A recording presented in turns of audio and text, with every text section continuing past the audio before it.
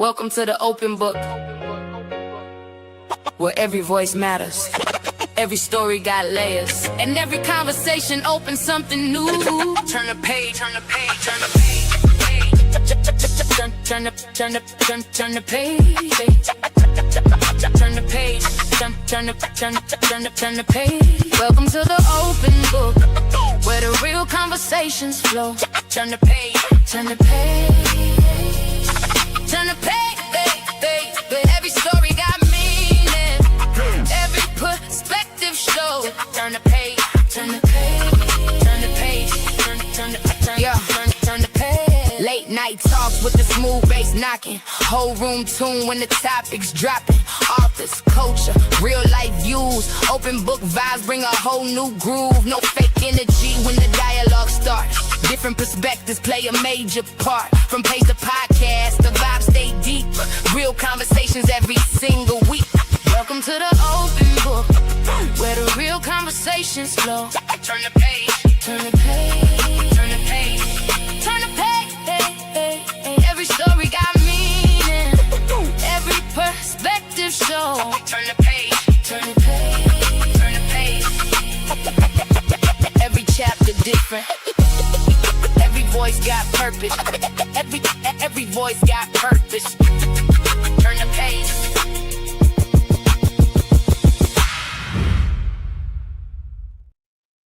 Good morning, good morning, good morning. Welcome to the open book.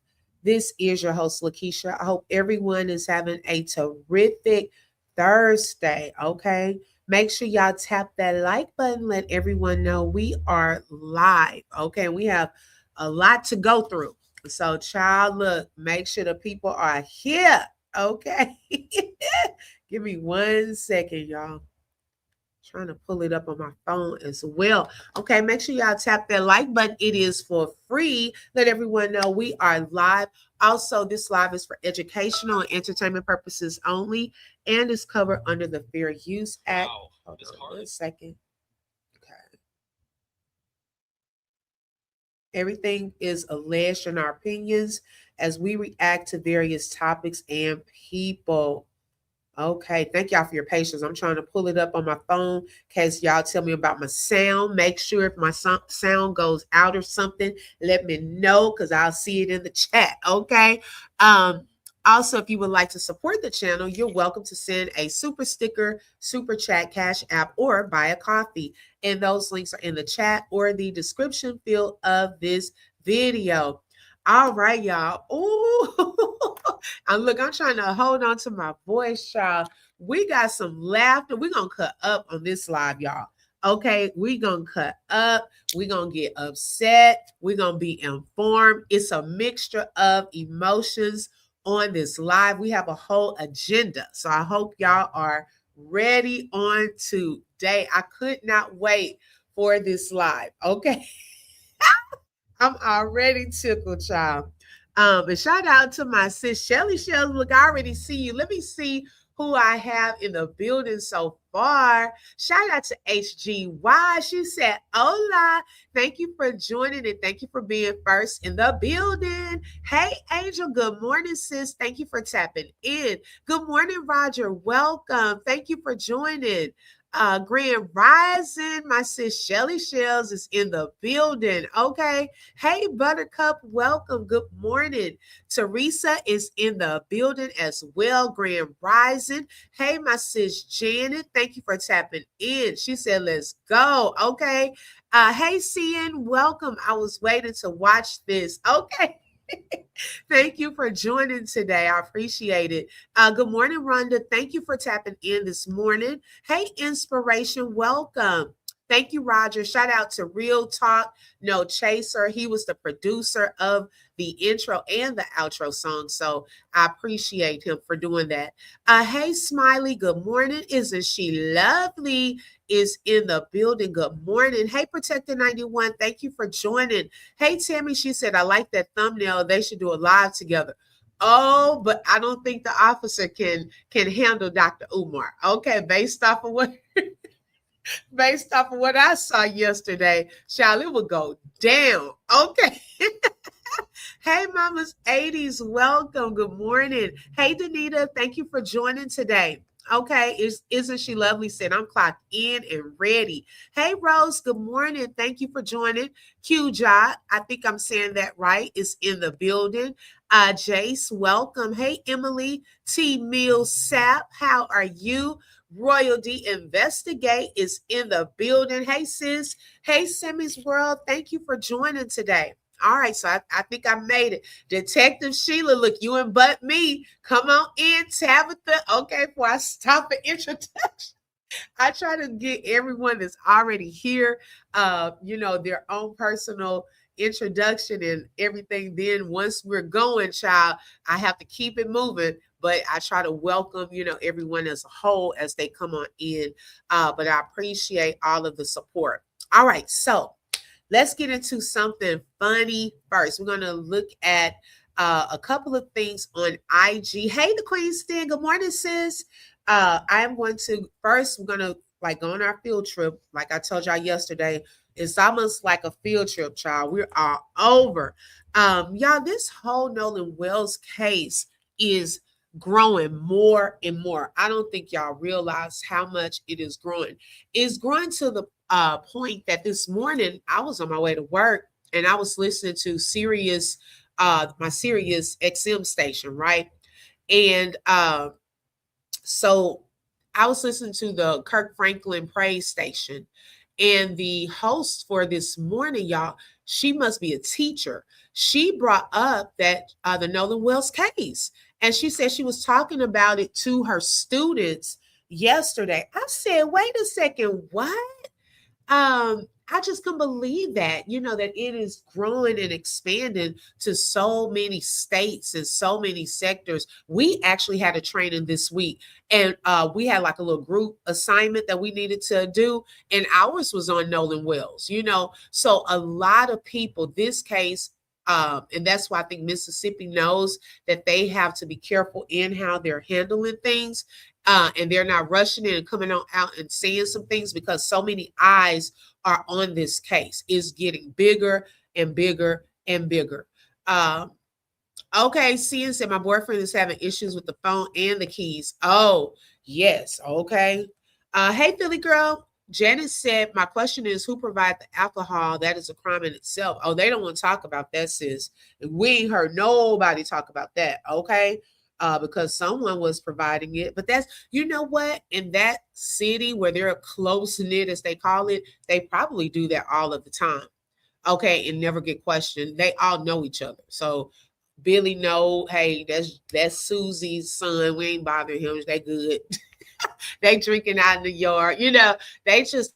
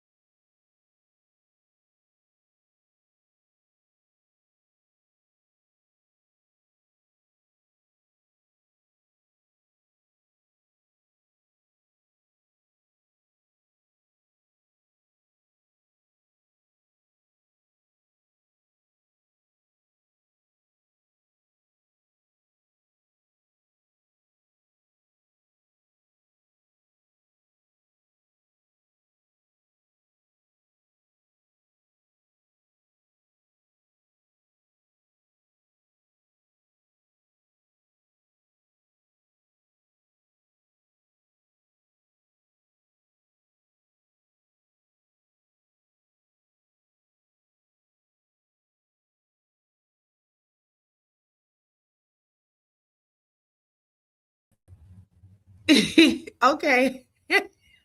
I think I'm back. Put a one if y'all can hear me. Child, I thought it was an issue when I couldn't click the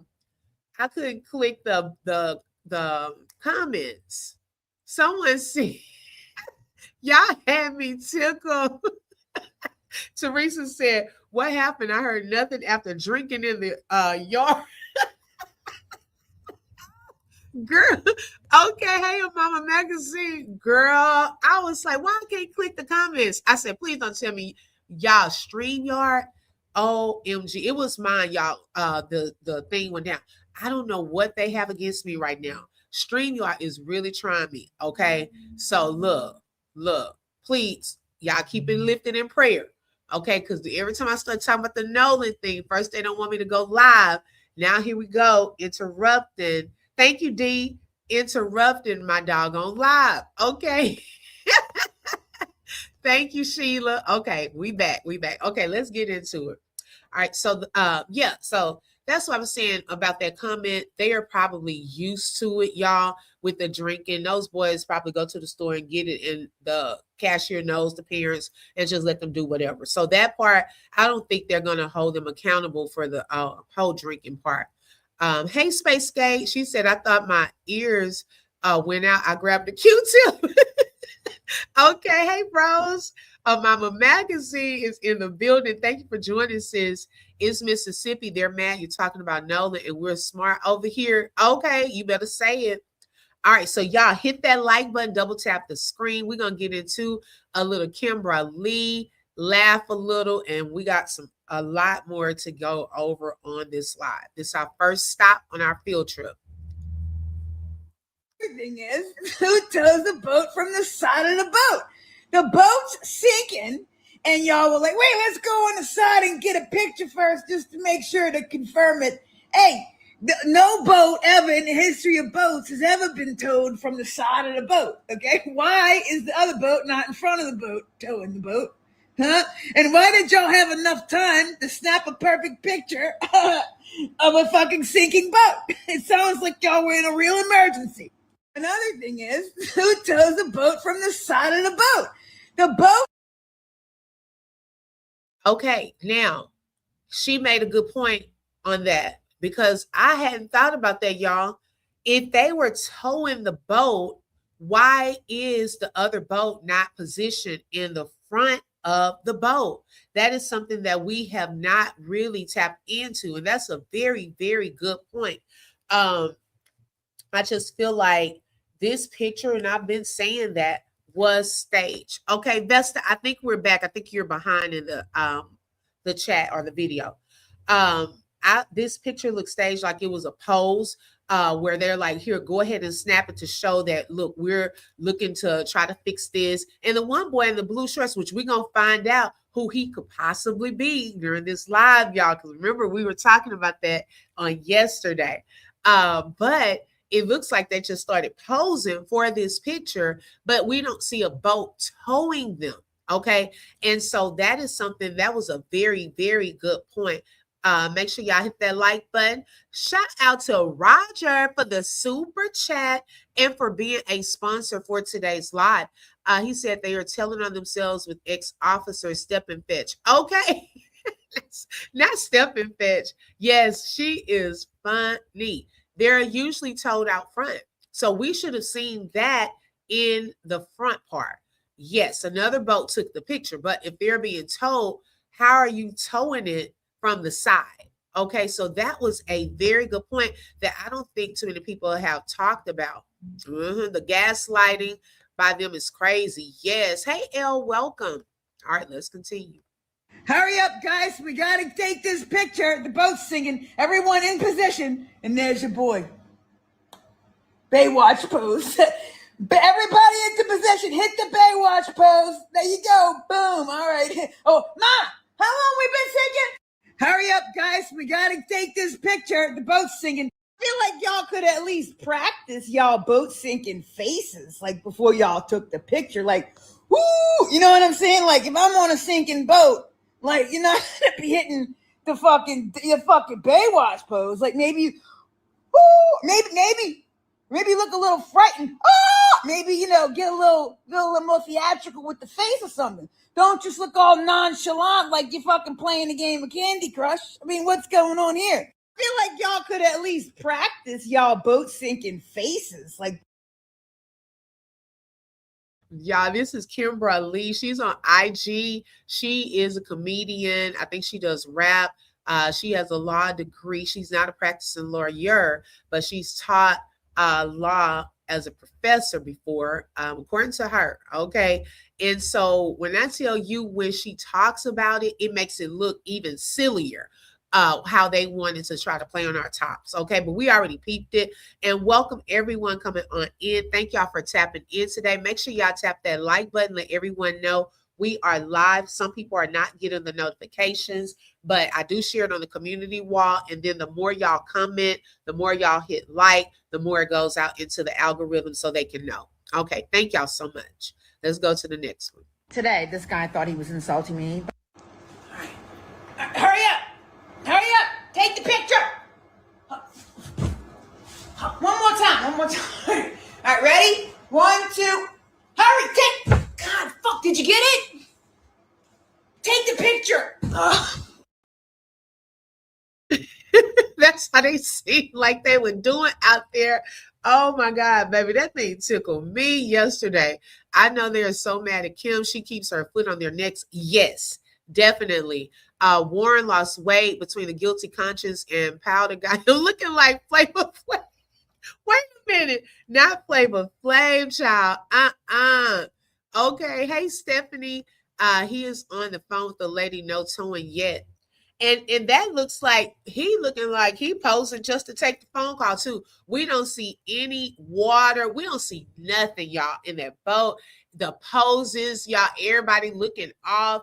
I mean, it was so just, no one thinks to take a picture like that while you're in distress, okay?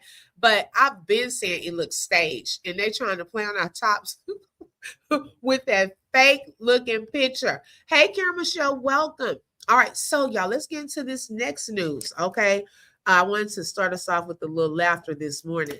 Now, there has been a new attorney, okay, that is now entering the chat, child, and joining in with attorney Ben Crump and his team as well. So let me pull up his picture. And she did, y'all, she did a video yesterday about the new attorney as well. She had me tickled. Now, his name is Ahmad Smith, okay? He's with A.R. Smith Law, okay? She is truly funny, but maybe untrue. Right. Hey, Sheena, welcome. Is that Shawana? Who y'all speaking to? I didn't see is it Shiana? Hey, Tabany, good morning. All right, so let me pull up the letter because he issued a letter. Now, this attorney is joining alongside Ben Crump's team. He's also, y'all, about to work on the whole phone situation because, they've been out here crying. The sound is out again. Can y'all hear me? Let me see. Put a 1 if y'all can hear me. I see Janet said the sound is out. She said I was crying. Okay, y'all can hear me? Oh, okay, good. Okay, Janet, go out and come back in, sis. Tell her to go back out, y'all. Right, inspiration. Okay, she said he's nice looking. CN said, did they say Nolan wanted to stay behind, so just give him his phone and keys? No, I've never heard that part. I didn't hear them say that they said that. No. Hey, MB, welcome. Okay, I'm fine. I'm just checking. Okay. All right, so let me pull up the letter that was put out from this lawyer. He's going to help with the whole phone situation there in Mississippi and work alongside them, okay? Now, this letter was put out, I believe, on yesterday, y'all. And let me pull it up where I can see it bigger. Okay, so this was August 11th. So this was 2 days ago regarding Nolan Wells. It says, Dear Miss McElrath. Now, that is the the DA, the prosecutor. I always want to say attorney general. It's not the attorney general, the DA that is supposed to be taking everything to the grand jury. Okay, so this attorney's office sent this to her. Okay, it says, please be advised that A.R. Smith Law PLLC has been retained to serve as local counsel for the estate and family of Nolan Wells. Moving forward, I will be working alongside. Okay, now he's not taking over, but alongside the legal team at Ben Crump Law in representing our clients and addressing matters arising from Mr. Wells' death. As the legal team has stated previously, including during our in-person meeting with the Wells family and counsel, we have been and remain ready and willing to cooperate in arranging a joint forensic inspection of Nolan Wells's personal cell phone. So this shows us he was at the in-person meeting, okay, that they had with the prosecutor, the DA, right? And so they are telling them, look, we're open to, giving y'all Nolan's phone, but when we go through the phone, we want this to be a joint effort, because they probably just don't trust him, y'all. I mean, like they were saying yesterday, look at what happened when his body was sent to the independent medical examiner's office. His whole neck organ was not there. Okay. Certain things were done. His body was so badly decomposed. So I wouldn't trust them either, because y'all are not showing fidelity in how you're handling things already. Okay. Have you stood on business with what you said you were going to do already? That's a huge question. Okay. So then he's saying that we already told y'all that this is how this needs to work, as a joint forensic inspection. So they've been ready. They said they're still ready. So whenever y'all get ready, let's do this. That's what he's pretty much saying. Okay. He said that during that meeting, we specifically discussed having the examination conducted through the digital forensics lab at Mississippi Gulf Coast Community College, as well as the possibility of FBI involvement in that process. And y'all, more and more people are calling for the FBI to get involved in this case. We just talked about it yesterday, where the Congressional Black Caucus, okay, they too are in this, y'all. They are, joining in, using their platform, their voices to say, look, we need to know what is going to happen with this case. We need federal, involvement in this. And they wanted a response, okay, with the steps that they're going to take within 7 days. So they're not playing. And he's also seeking for the Federal Bureau of Investigation, the FBI, to also kind of get involved in this process. And I don't blame them. Okay, I don't blame them for requesting that. Then it says, our position has not changed. We are prepared to coordinate a mutually agreeable date and procedure for the examination of the phone. Accordingly, to the extent there has been any suggestion that we have been unwilling or have failed to cooperate with the investigation, we want to make clear that this is not the case. See how people are trying to put that out like they're not cooperating, they won't turn it over. Okay, see, you can't just go with that. Okay, what's the reason? He's trying to outline how come they have not given it over to them. Okay, they're trying to work this out where it works in favor of both parties, both sides. Okay, and I don't blame him one bit. He said, you also previously indicated that Dr. Mitchell would be provided an opportunity to review the materials necessary for him to complete his autopsy review. Wait a minute. What? So how come the Stacey Turner medical examiner has not turned over Nolan's neck and any other organs or things that he requested? And did she answer his questions? Because he had questions as well. Okay, it's been too long, too many weeks have gone by. So he's also mentioning that independent autopsy as well. Okay, then he says we remain prepared to facilitate that process. See, there you go. They're willing, they're cooperating. Okay, please provide us with available dates and times for Dr. Mitchell to review those materials, along with any instructions necessary to arrange his access.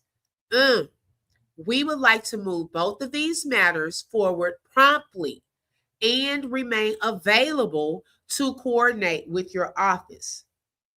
Okay, now y'all see that's directly from this attorney. Okay, he is not playing.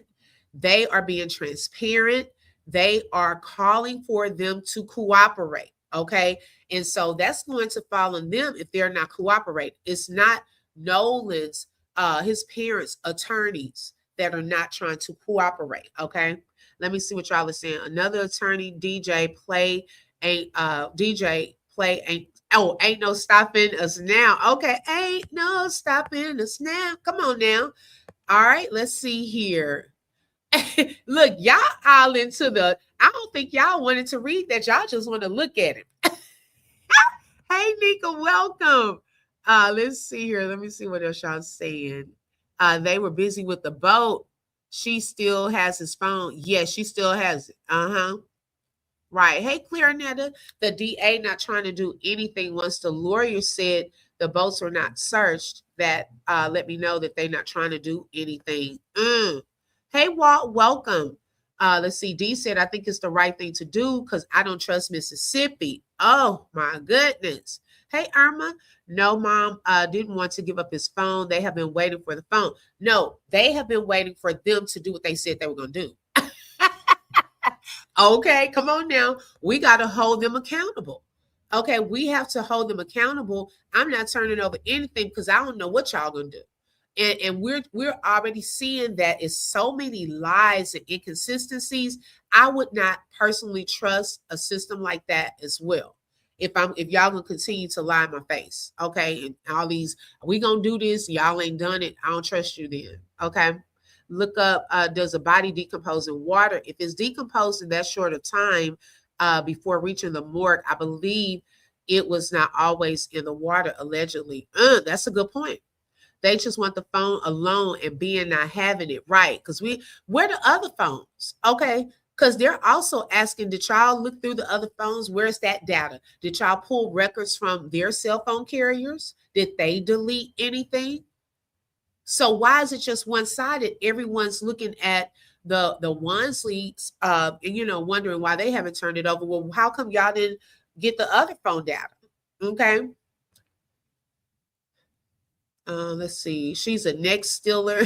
Hey, Bonnie. She said, I think the forensics on Nolan's phone, the autopsy and toxicology results will define the main investigative tools. The suspects will break. You arrest them.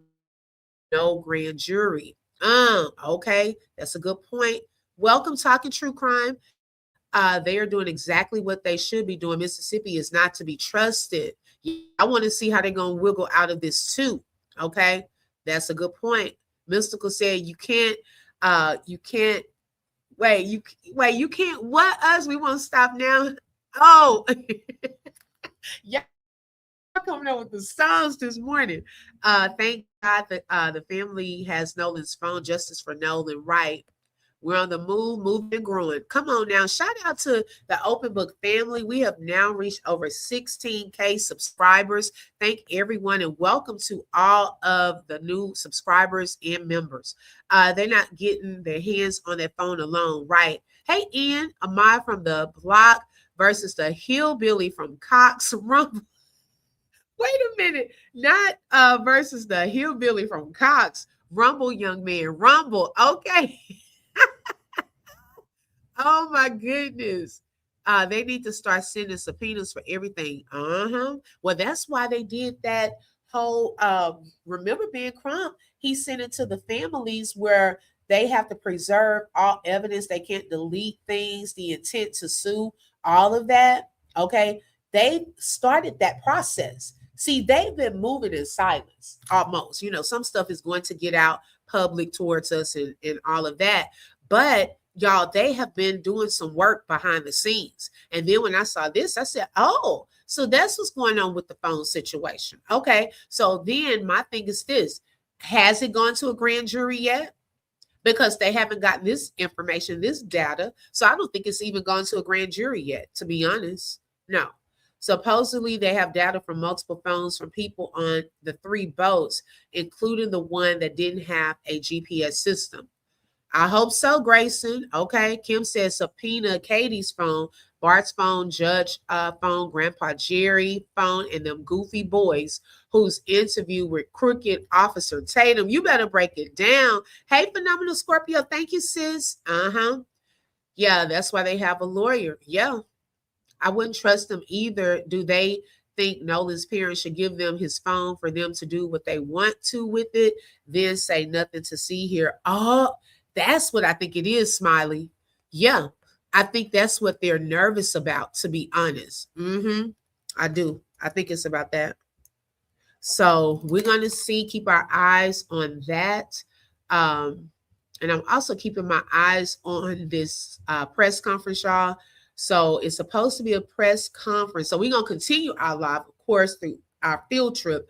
And then when they come on, Ben Crump, think Al Sharpton, Nolan's parents, they're at the National Association, the NABJ, National Association of Black Journalists, this morning. But they haven't came on yet. So I am keeping my eye out on that, so we can also watch that live when they come on. Hey, Becca, welcome. Good morning. See, they won't subpoena because that would mean they would have to consider it a crime and subpoena all the phones. That's true, Caramel Shell. Now, that's a good point. I didn't think about that either. Kim said, how do you think they got into Nolan's phone when he was unalive? Used his fingertips or face to open it? They are that wicked. See, I wonder if he had a password, if he had facial recognition, fingerprint. Like, we don't really know what security feature, because not everyone has facial or thumbprint. So I don't know. That's a good point. I don't know. All right, so let's go to our next field trip. Okay. Now, next, we are going to head on over to something that I found it funny, y'all. Remember that Dr. Umar just did an interview with Art, I think the Dialogue of Artists channel, right? And so Dr. Umar, he really did not go in on Officer Tatum. He really did too much, okay? But he called him some Officer Coon. He was calling him some names. So I knew that was going to get back to the Officer Tater Tot, right? And yesterday during his live, they pulled up some snippets of what Dr. Umar was saying, and he was reacting to it. Now, what I noticed about the Officer Tater is he can't handle Dr. Umar, okay? Because his comeback, it was not strong whatsoever. I was hollering, and he did not keep him up that long. He was actually about to move on to his next segment, but his people in the background was like, he must be telling some more lies. He's like, oh, he's telling some more lies. Okay, well, go ahead and you can bring it back up, because he didn't want to stay there. He knows if he stays there too long, Dr. Umar gonna come back and eat him up. Okay. But y'all, we have to tap into this, because I was waiting to see what he was gonna say back to him. But baby, he couldn't handle him. He could not handle him. Okay, make sure y'all get the likes up. Let's go. Let's go. Double tap that screen. I really feel they thought Nolan's parents would go along like Carmelo's parents did. I'm so glad they did. That's a good point, Phenomenal Scorpio. Hey, Barb. Good morning, sis. Why didn't they take the phone to Celebrite already? Who is Celebrite? Anyone can do it. You don't need someone from law enforcement. No, law enforcement wants the phone. What they're saying is they'll give the phone, but they have to do forensics together. We're not just going to give it over to y'all and trust what y'all come up with. We don't know if y'all going to delete something, manipulate something. So they're willing to work with their people alongside the DA and their people, the proper people they have to do this. So they're saying we're cooperating, but y'all need to do your part too. Okay. All right. So let's go. Are we living in that a human being can be so stupid to think that if this person is wrong, I'm going to pay you $300,000 to argue with you on your platform that's going to have 300,000 people watching, where you're going to make all the money. You're going to make $400,000 just for me to argue with you. You can't be that stupid. I wouldn't pay anybody money to debate me. What am I going to pay you to debate me for? We can debate for free. You already going to get the revenue for the debate being on your channel. Why would I pay you money? This is what I said to my wife last night. There's only a few people that are real human beings in this movement. There's only a few. I'm one of them. I hope y'all can find who the other ones are. There's only a few people that's like genuine. There's so much money to be made in conspiracies against Charlie Kirk's death. I refuse to entertain stupidity just to make money. There's so much money to be made in Nolan Wells. There's so much money to be made. Going on and on and on about stuff that you know ain't true. You just bring it up on your show to talk about it. Oh, breaking news. There's a new phone call. I could have went 3 weeks. I could have went a week on that phone call, acting like I don't know that it's fake. Oh, wow. There's a new phone call out. What is it really saying? It says that, no, Nolan, he's dead. And I know for a mother freaking fact they don't say that, because I listened to it. But I could have just, I don't know. This could be was I wrong? This could be a break in the case. Wow, I can't believe. Is it real? Is it not real? I could have made, I don't know, $15,000, $16,000 on that idea alone. Then I could have jumped when they said the fight. That fight is 5 fights debunked ago. But you got people online, every fight, it's a new, breaking new fight. Is it really a fight? God, I don't know what you done in my life, and I thank you. I don't know, was it because I got baptized in Jesus' name at Emmanuel Grace Apostolic Church in 2008 that you imparted a brain and wisdom in me that seems to be lacking on most human. Lying through that dashiki gonna catch on fire.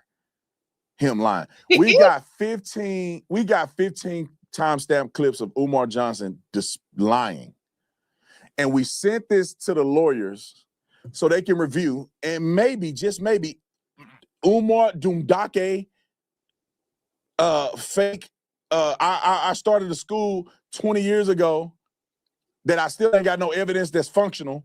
Not a single graduating class from this school he didn't concoct it. 100 years. There's a lady that came out and said her kid was going to elementary school when he started this thing, and her son is now going to college, and there's still no school. Why? Black people are so gullible, bruh. If I hadn't gotten baptized in Jesus' name and filled with the Holy Spirit speaking in tongues, I probably would be hoodwinking y'all black people.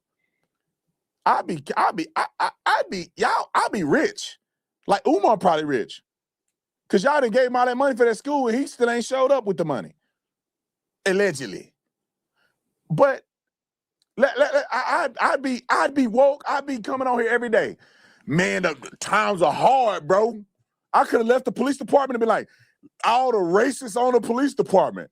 I'd have wrote a book about how the police department is really racist. And I would have sold out to black people and been lying to y'all.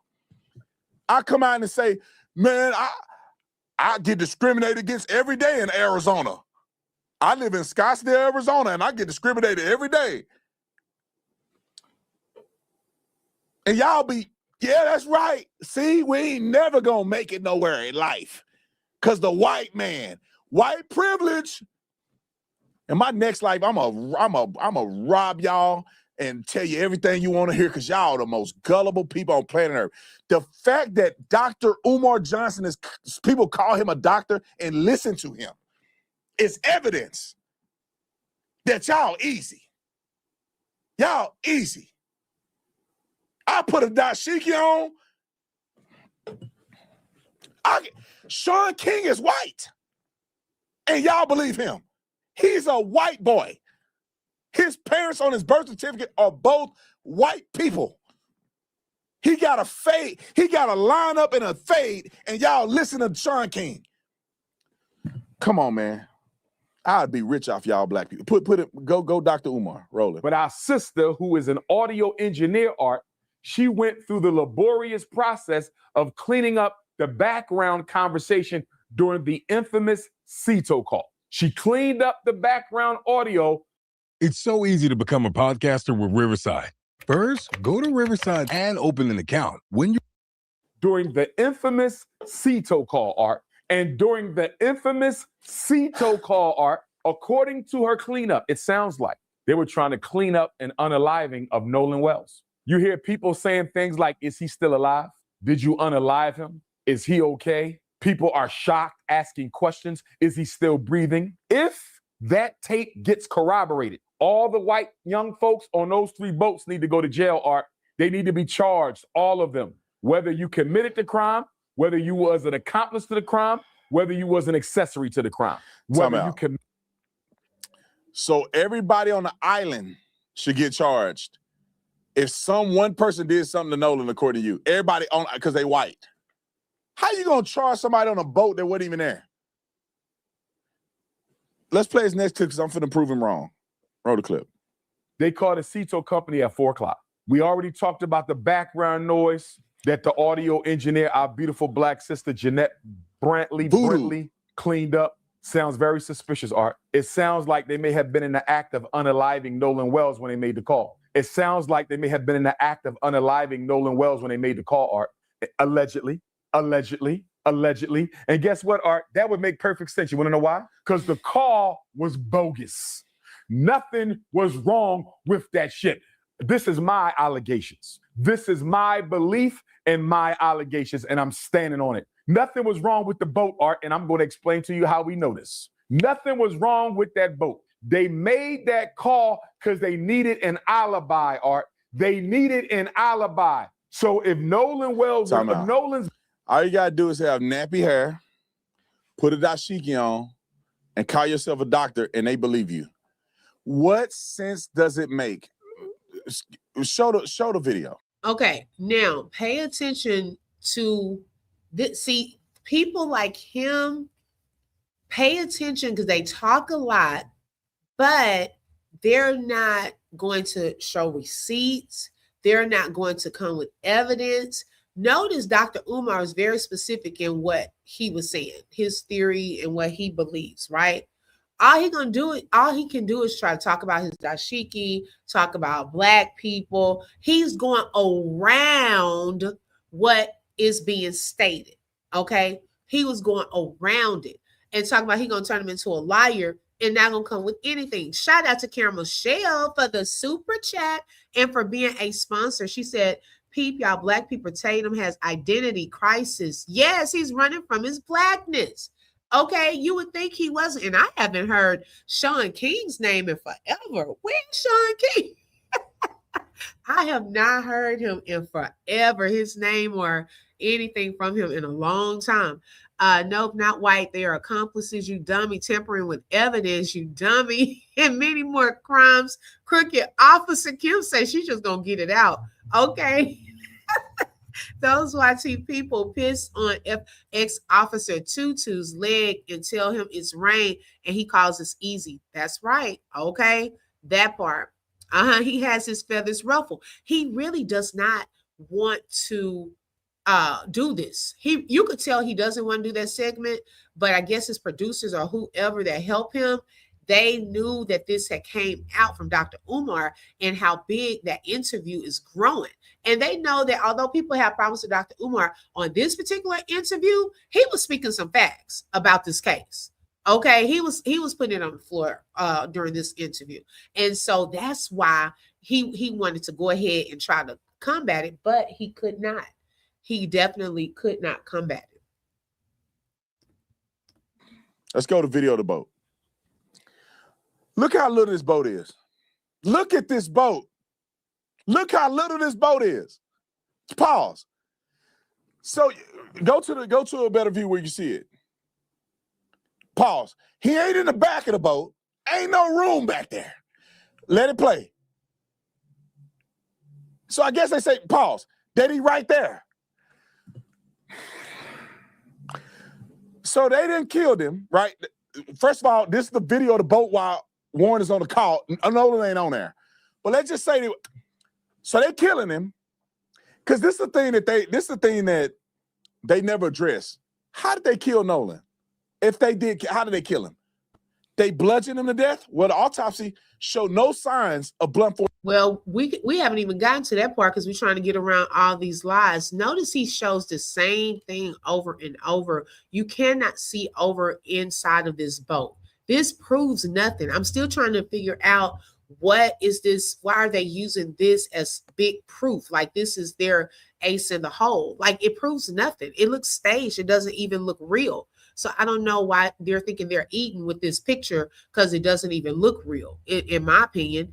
It sounds like he really wants the Black content creators to get sued. Better watch out because it may backfire. Okay. I might have to come back in about 10. Y'all silly. It's not that long of a segment, y'all. He needs to call Jason Black show and get a lesson or two. Who is Jason Black? I hadn't heard of him. He ain't ready for Dr. U because he is every name that Dr. U called him. Oh, okay. This poor excuse of a man irritates my soul. Make sure y'all tap that like button. Thank you so much. I appreciate it. Trauma. No signs on any part of his body, external blunt force trauma, zero. So they didn't beat him to death. Are you saying they drowned him and then pulled him in the boat? So he's in the boat after they drowned him. They somehow pulled him out of the water, put him in the boat in front of everybody. Jax, Bart, everybody, they put him in the boat. He's in the bed of the boat, although he's invisible because he's not on the boat here, but I guess he's there in their minds. And then Wyatt, knowing that somebody's dead, they killed him, he's going to call Cito. They can't hear me. They can't hear it script. Look how little this boat is. Check this out. I'm going to show you how I afforded this car. Okay, you ready? All right, $118 for car insurance. That's how much I was paying, okay? I picked... Play it. So he gonna call Cito right there, and you telling me he think they can't hear him screaming and killing somebody on the boat. I'm gonna call Cito. But he said there's nothing wrong with the boat. So why you call Cito? We need an alibi. They could have... Oh my God. Hey, Rue, how are you? I have not seen you in forever if it's the same Rue. Okay, because I know I put an APB out on you one time and I was like, when is Rue? Welcome. Thank you for joining this morning. Nolan can be under their feet. Yes, that's what I'm saying. Right in is no proof. You're actually hurting y'all's case with this photo. Okay. Hey, C-Note, welcome. Let's see. That ain't no proof. The proof is that voice recording when they were talking about Nolan. That's the proof. Exactly. Right. Okay. Angel said 2 witnesses, these boys innocent according to their attorney, not according to the millions of people supporting Nolan. Right. He said Jax put him in the boat. Y'all listen to this slip of the tongue when they are talking. Oh, did he say that, Teresa? Wow. Oh my gosh. I guess you need a big boat to off someone now. Okay. Hey, Mika. And that hand popping on the boat is suspicious too. Yeah, I don't know what that is. Chat, what was Warren doing with the rope inside of the boat? Like, what was he pulling on right there? Because I mean, it's awkward because the other boat isn't towing them in this photo. So, what is the purpose of him holding that rope, and what is he pulling on from inside of the boat? Wow, yes, he did say Jax put it in the boat. Ooh, let me see. Wow. Them and then pull them in the boat. So he's in the boat after they drowned him. Hold on. I think it's right. Look how little this boat is. Okay. Look at this boat. Look how little this boat is. Pause. So go to a better view where you see it. Pause. He ain't in the back of the boat. Ain't no room back there. Let it play. So I guess they say, pause. That he right there. So they didn't kill him, right? First of all, this is the video of the boat while Warren is on the call. Nolan ain't on there. But let's just say so they killing him. Because this is the thing that they never address. How did they kill Nolan? If they did, how did they kill him? They bludgeoned him to death? Well, the autopsy showed no signs of blunt force trauma. No signs on any part of his body. Well, I will say this to correct that. The independent medical examiner said that he wouldn't rule it out, though, on some things. So we can't say he said for sure there is no blunt force. External blunt force trauma, 0. So they didn't beat him to death. Are you saying they drowned him and then pulled him in the boat? So he's in the boat after they drowned him. They somehow pulled him out of the water, put him in the boat in front of everybody. Jax, Bart, everybody, they put him in the boat. He's in the bed of the boat, although he's invisible because he's not on the boat here, but I guess he's there in their minds. And then Wyatt, knowing that somebody's dead, they killed him, he's going to call Cito. They can't hear me. They can't hear it script. Look how little this boat is. Play it. So he gonna call Cito right there, and you telling me he think they can't hear him screaming and killing somebody on the boat? I'm gonna call Cito, but he said there's nothing wrong with the boat. So why you call Cito? And another thing is, there's no volume or audio on that this video. So how will we know if somebody was screaming in the background? There's no audio. I mean, think about that. We need an alibi. They could have called Cito after they were gone. Why would they call while they killing him? Why everybody's screaming? And they owe Cito 8 minutes. But they killing somebody on Cito. I'm gonna sell you Negroes something. What can I sell y'all? I'm gonna sell you something. Some Hennessy, something. I'm gonna sell you something. There's got to be something. I don't know. Tickets to Carnival Cruise or something. I sell y'all something. I gotta sell y'all something. Victimhood, lies, rap music. I gotta sell you something. Cause you believe anything. Oh, you know why you believe anything? Put the picture back up. Cause they white. And it's the black people that the smart know I ain't talking about y'all. Y'all know what I'm talking about. Here we go with the race bait. That you see how they deflect. He knows he cannot prove that what he's saying is true. So let me start deflecting. They did that in part 2 of the interview. Okay, bringing everything back to race, or part 1 of that interview. Why did he call Cito, Brandon? The boat was only having issues in knee-deep water. Right. No time, no date on the video or the picture. Right. He said he needs the throat neck to determine. Exactly. It's leaking the toxicology report. He did have high levels of alcohol in his system. In my opinion, he could fight back. He couldn't fight back because he allegedly was impaired. Well, I haven't seen like an official autopsy. I know that they're or toxicology. There was a fake one circulating. So I can't say that for sure right now because I haven't seen anything yet on the toxicology. Ninja, they just called. They didn't get service from CETO. The damage was already done. Right. And Rose, you're correct. I think he's telling without telling. We got to read between the lines. He would say anything to amuse the YT people. Yeah. The Stacy Turner still has it. We're not ruling out they called CETO after they left, Tater, but thank you for dropping that nugget. Okay. Clarinetta say he irritates. I want to know who felt a need to video while they're being told. That's what I'm still trying to figure out. Okay, and that's another good point, CDB, and welcome. Yes, why do you feel the need to call if y'all are being told? That's why we know it's cap. That, like, why y'all gotta? People care more about these white boys going to jail than actually what happened to Nolan. I would argue, out of anybody on the internet right now, I care more about what happened to Nolan than most people do. These fake people that's acting like they care, they do not care. I care. All right, let's get to is that all with Umar?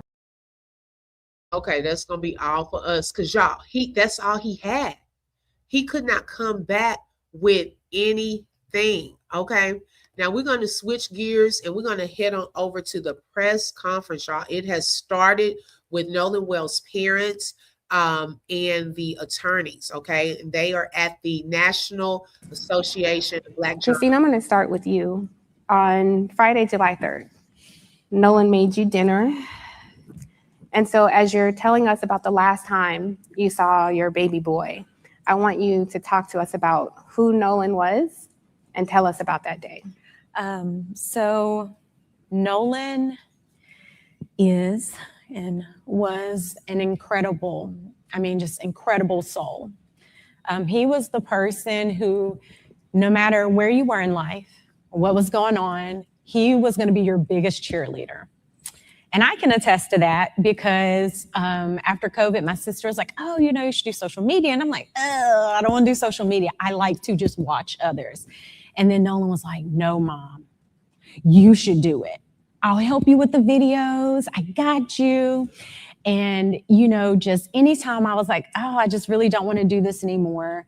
Nolan was like, no, Mama, you hadn't posted today. And I'm like, I don't want to post. I'm tired. Yeah.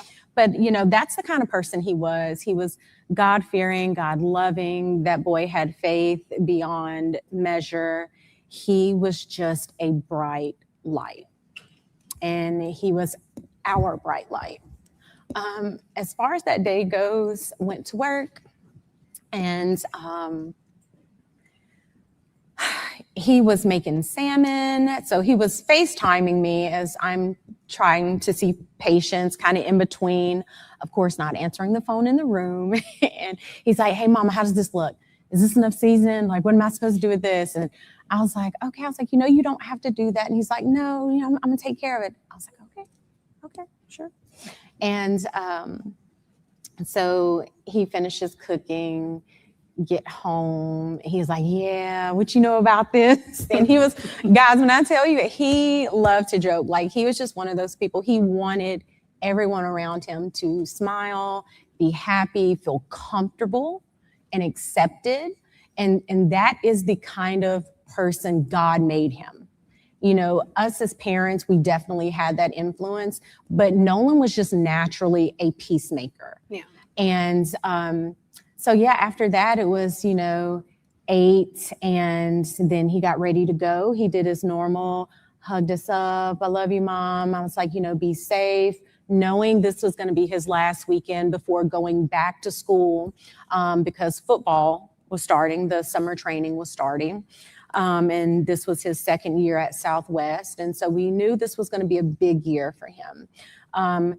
Dad and him had been training and doing all these things and really just kind of sitting with him and letting him know, like, hey, we're going to the next stage in your life as well as, your football career.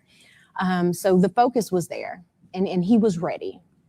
So he leaves that day. He leaves that day with, he drives his car, and he told us kind of a general, like, hey, you know, we're going to go to the island. Like, we knew that, staying at Jack's house. And Jack's was a friend I think we've met in passing before.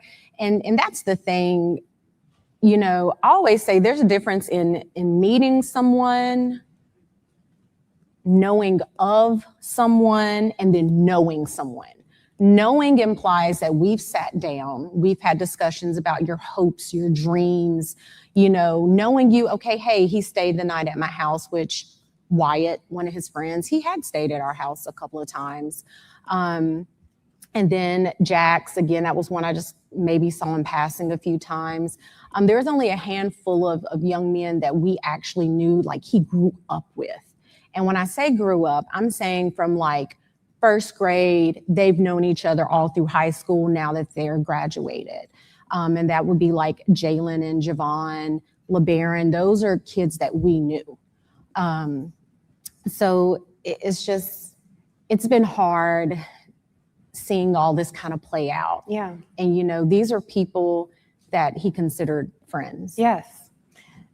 Dad, I want to ask you, because it was Warren Hudson, one of the people that he traveled with, who called to alert you all that Nolan was missing. Yes. So we know at 5:44, the boat returns, Nolan is not there. At 11 p.m., he calls to say Nolan is missing. I wonder if either of you, whoever wants to answer, what happened in those few hours that prompted Warren to be concerned? I'm not quite sure what would prompt him to be concerned, but all I can say is what I did that day. So me and my sister, we made an order of pancit, which is a Filipino noodle dish for one of our friends. They were having a big family get together, and we really didn't have anything planned for the 4th. So me and my sister are, you know, cleaning up, and this is about 8. And she's like, hey, you know, Nolan hasn't texted us. Like, and that was the thing. Nolan was really big with communication with us, right? And so I call him, doesn't answer. I end the call. Call back, and this is probably, I think, maybe around 8. Don't quote me on the times, guys. So then I call again later around 8, still no answer. And then I want to say I called one more time, and I think that was at like 10:48. So I'm in the kitchen, my phone rings. Now this is probably like early 11 o'clock, somewhere around there. Phone rings when I make it back to the phone, and I'm like, whose number is this? Because, you know, we get weird phone calls sometimes. They didn't leave a message. Number pops back up. I pick up the phone because it says maybe Warren. And I'm like, Warren? So this is 11:07. That's per my cell phone records. So I answer the phone. He's like, hey, Miss Christine, have you seen or talked to Nolan? I said, no. Why? He should be with you guys. And he said, oh, no, well, you know, when we went to the island, there was a girl named Katie that he met, and he had decided to stay behind. And I said, what? Because we know our child. And Nolan isn't one to be like, oh, well, I'm just going to throw caution to the wind, and I'm going to stay here with this girl that I just met. So I'm on the phone with him. Now I'm in a panic. I'm running into my room. Elmore was in bed watching a different movie, and I'm like, frantic. He's like, what's going on? I'm like, Nolan is missing. I'm trying to pull up the GPS as I'm talking to him. And at some point he tells me that, I was like, well, you know, his phone says GPS Life 360, not Snapchat. Right. Life 360 says that he's on land. And he was like, well, no, I mean, you know, well, we have his phone. And I'm like, wait, what? And I'm like, okay. Because at that point, you're telling me, this is coming from Warren, don't worry about it. We're going to find him. It's going to be okay. Don't tell me not to worry. This is my child, my flesh and blood that I brought into this world. And you're telling me not to worry. Absolutely not. So then it was after the phone call ended, of course, asking him for information. What was he wearing? He was like, last seen, Northwest tip, black shorts, sunglasses. That's important. So I end up calling DMR. spoke with the DMR. She took all Just for our audience, DMR. So DMR is because he went missing on the island. They are basically the marine people, right? They're the ones who's going to launch the boats to go into the water and all that. But before getting off the phone with Warren, he was like, hey, I know some people at Coast Guard. I said, okay. He's like, I'm gonna call Coast Guard, you call DMR. Get on the phone with DMR. I give the young lady the information. And she tells me, hey, you know, I got this. Let me call you back. Because she was like, I'm not sure if this is going to be in our jurisdiction, essentially. So then she calls back and she tells me, okay, yeah, you know, we spoke with Coast Guard. And I'm like, okay, but they're like, this isn't our jurisdiction. You have to contact the city of Ocean Springs. I said, okay, hang up the phone. Call in Ocean Springs Police Department. They say, hey, you have to physically come down and give a report. I said, okay. So on our way, because we don't live that far from the police station, on our way there, I was like, well, let me stop by the hospital because there's a hospital that's maybe 5 minutes up the road from our house. Stop by there. I'm like, hey, have you guys seen this kid? Has he been brought in? The lady's like, no, ma'am. You know, we hadn't. I said, okay, thank you. Run out. We go to the police department. Get to the police station, and the officer basically says, again, this is out of our jurisdiction. And at that point, I'm like, my God, who am I supposed to talk to? Who is supposed to help me with this? So then he said, it's going to be, you would have to call DMR. I was like, we've already called DMR. DMR said it's not in their jurisdiction. So, we end up, I think at some point I had called Jackson County Sheriff's Office. Yeah. So she calls back and she's like, hey, are you there? I said, yes, we're here. But he's telling us the same thing you guys told us, which is no, we can't take it. She gets on the phone with the police officer. Now this is Jackson County Sheriff's Department speaking with the Ocean Springs Police Department. Ocean Springs Police Department is saying, this is why we can't take this information. She says, okay. He gives me the phone back and she's like, okay, I'm just going to take it. I'm just going to take the information. And that was, we met an officer. It was after midnight. Right? Yeah, it was somewhere after midnight. Met him in the McDonald's parking lot, gave him the information. He was just like, okay, thanks. That I was like, like, where is the urgency? Mm-hmm. And so as far as we know, there were no boats on the water that night.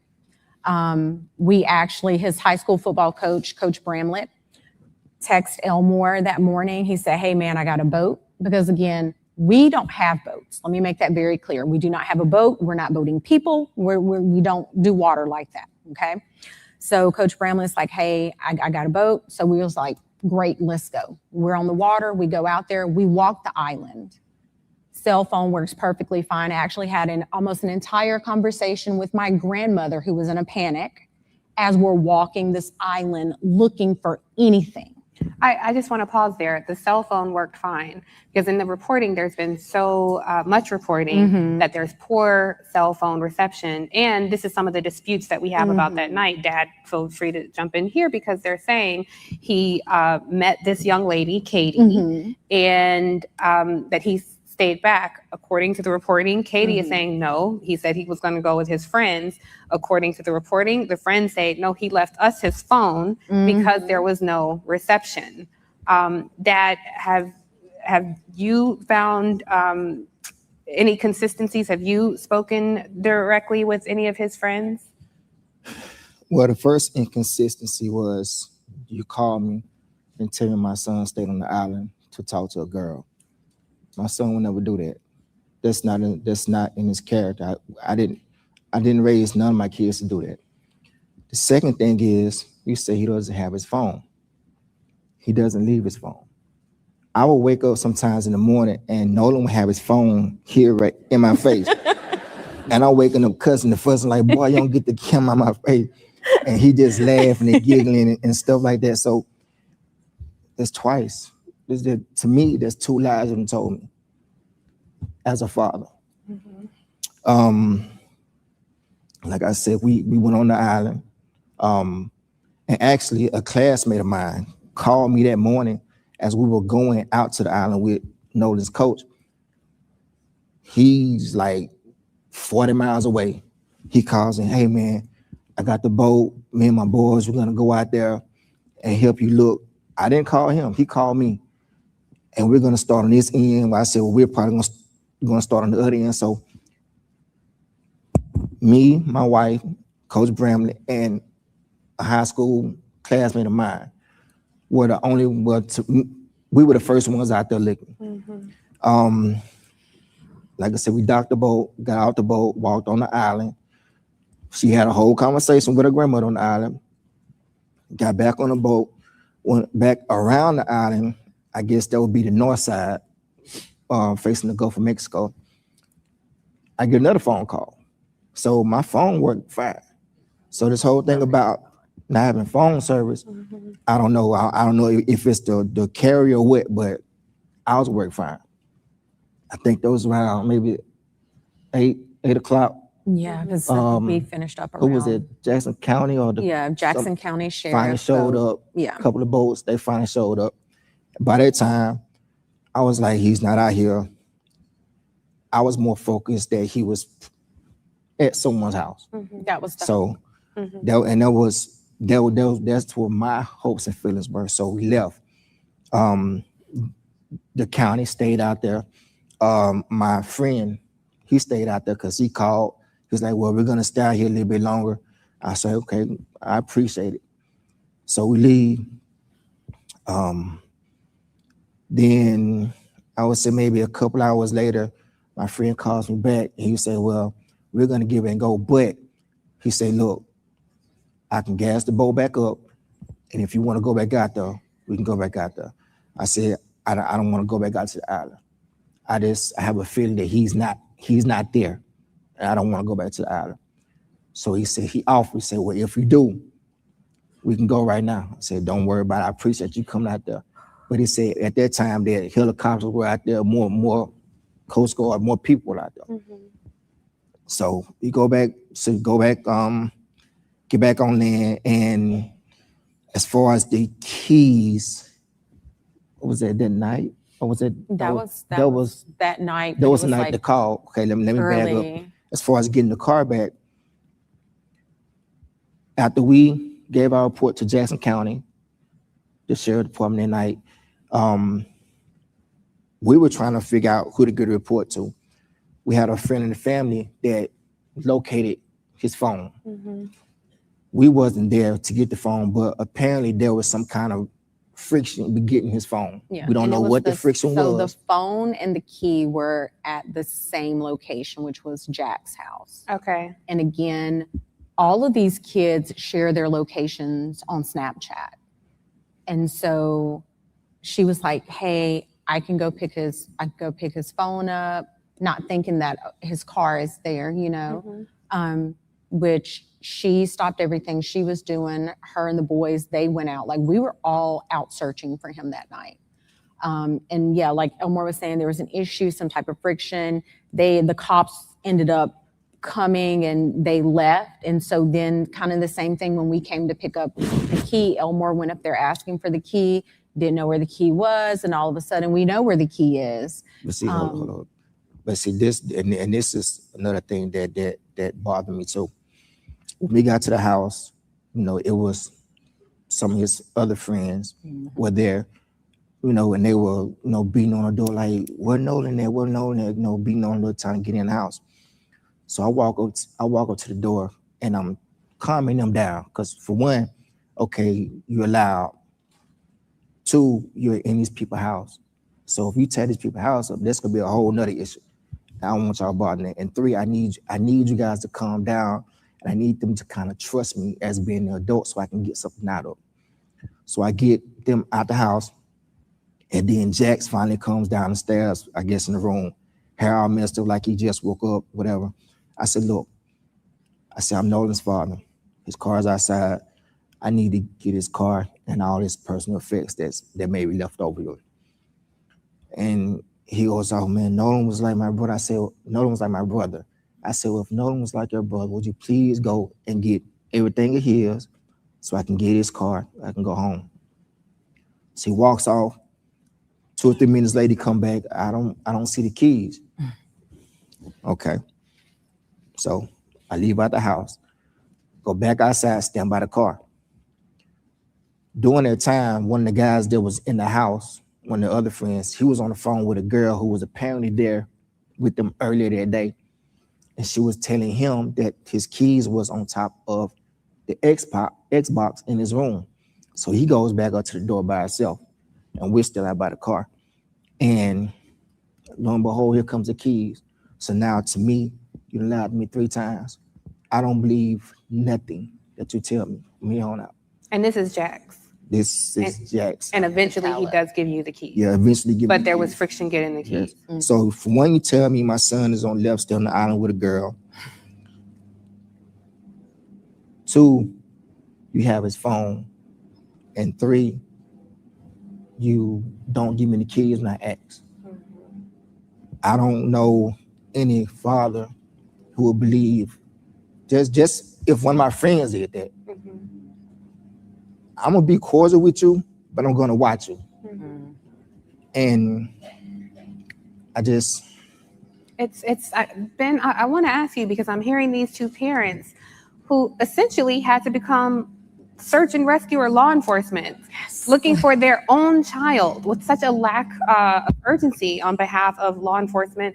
Obviously, we're talking to Black journalists. We can't ignore the ugly racial history of Mississippi. I looked into the demographics of the Jackson County Sheriff Department. It's quite asymmetrical, but also just the general attitude and the lack of value when it comes to Black life. Does this sound like a normal process for when an 18-year-old goes missing to you? What holes have you seen in your looking into this case? Tiffany, that was the question that Christine and Elmore had when they first called us. They wanted the truth of what happened to their 18-year-old son, Nolan Wells. And they had concerns whether they were going to get a fair and impartial investigation. And from that day to this one, it has been the same objective: to have truth, transparency, and find out what happened to Nolan. They said, we want a thorough investigation, because when they found Nolan, they expressed to me that the sheriff had already said no foul play. And they was like, no, my son, he knows how to swim. Our son is a college athlete. Our son is in great shape. We don't believe that he just drowned and nobody knows nothing. Nobody saw nothing. I mean, there are about 300, 400 people on the island. And so that's what they were saying. We want to know what happened. We want truth. We want transparency. We don't want his death to be swept under the rug. Well, just so to make sure the audience and the people watching at home know, so they did declare very quickly, as you're noting, that he drowned when his body was recovered on July 6th. Mom and dad and you all know that he is a student athlete, able to swim. On July 4th on Horn Island, it was very crowded. Certainly the suggestion is someone would have seen a child in distress. There is going to be the convening of a grand jury. Now, the DA of this area, Angel Myers McElrath, is a very out loud, proud Republican. If there is a U.S. attorney appointed to this case, it will likely be a Trump appointee. I'm just curious, Ben, from you and Rev, I think we have to be very candid here. What concerns do you have about the racial animus that we are seeing so much of play in this case? Well, you or Rev, whoever.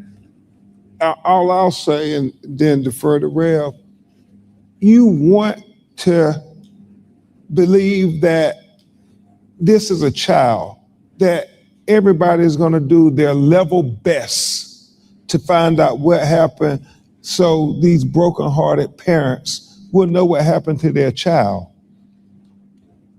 In time, we've seen Christine and the family be attacked just for asking questions. What happened to my child? Trying to say, no, we want to question this part of the investigation, that part of the investigation, because day one you said no foul play, but tell me now, what are you doing to be able to get us to the truth? And that is, it causes them sleepless nights. We talk at night. And so trust, but verify. We are trying to cooperate everything we can do to say, hey, we want to help, but we want you to give them a thorough investigation. We want you to do for him what you would do for your child. Rev, I'm going to come to you in a sec, but you brought up something, Ben, about attacks. And certainly as journalists, we have a keen eye, and I have noticed that the narrative around this story has shifted to the threats that are going to the young men who was with Nolan. They've hired attorneys who previously represented Donald Trump in cases. They've gone on very MAGA-friendly podcasts.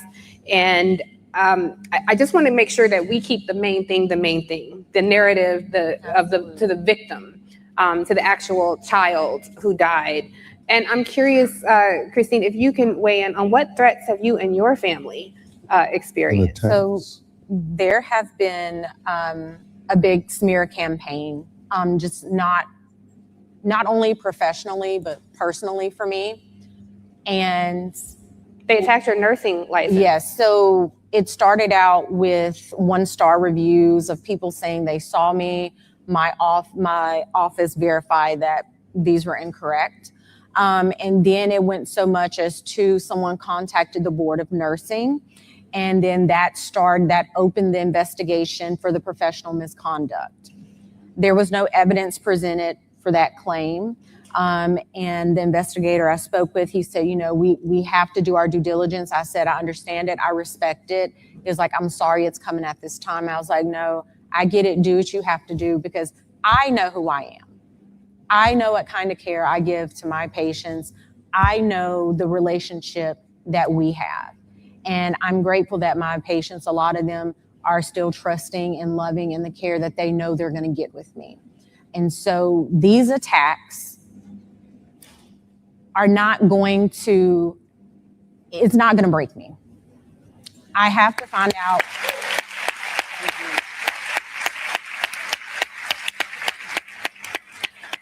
We have to find out what happened to Nolan. That is the only question we've ever asked. We've never blamed anyone. We've never tried to smear anyone. I know I heard something about the picture. That picture was sent to me because this is the picture of him on the boat. On the boat with people. Yes. And what it was is they were like, the person was like, Miss Christine, the information is incorrect. This is what he was wearing.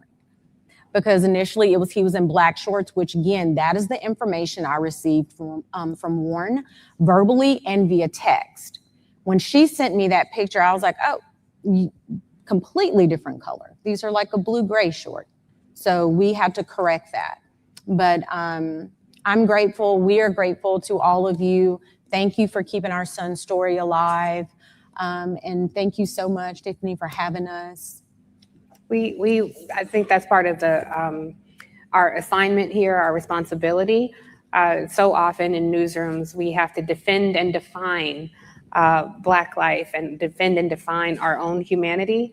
And so it makes a difference. The same way in other newsrooms, when you see someone and you feel like they're familiar, that so happens as they resegregate newsrooms and lay off Black journalists en masse, that goes away. So the people in this room have a keen interest in this story because they see your humanity, and that's what we center in this conversation. Rev, put this in historical context for us, because as I look at Mississippi, I don't have to tell you of all people some of the immediate thoughts that surface for us here.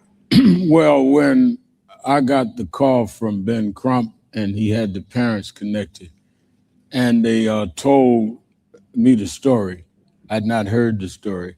I heard something about some in Mississippi. But when I heard the details, the thing that jarred me from a civil rights point of view, and I've been working, Ben has come National Action Network for 20-some years with a case, and then from there on and on and on. And if it's not a civil rights position, we don't get involved. When they told me that law enforcement said there is no foul play, that's a prejudgment. And I said, wait a minute. They said, the parents repeated to me in front. I said, they said it was this 2 days after it happened. And how do you investigate and there's no foul play and you don't even know what happened yet? So that's what perked my interest. So I said that, well, we'll be involved and we'll help to the best of our ability. Talked another day or two. I said, y'all come to New York, we'll have a national press conference. That's how we broke the story. The first national press conference they did at our headquarters, National Action Network. Then all of a sudden, it was all of this attack for getting involved. And they asked me to do the eulogy. I said, we'll take care of the funeral. Tyler Perry called me and said, no, I'll take care of it. So the thing that bothered me, one, it was prejudgment. Second, the parents of the guys that were with him started talking about they was going to sue us for getting involved.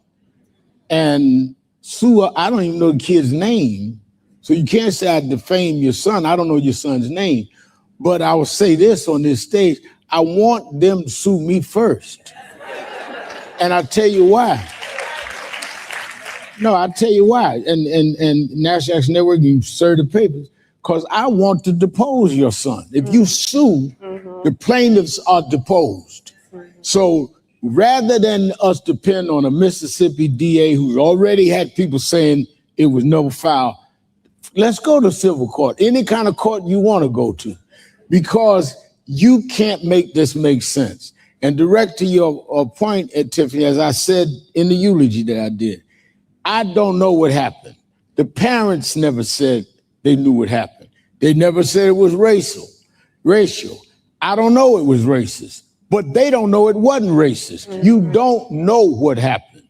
So why are you prejudging it unless something is there you don't want out? Second thing is, and I said this to Elmer and Kristen, I had hurt my knee. I had torn my meniscus.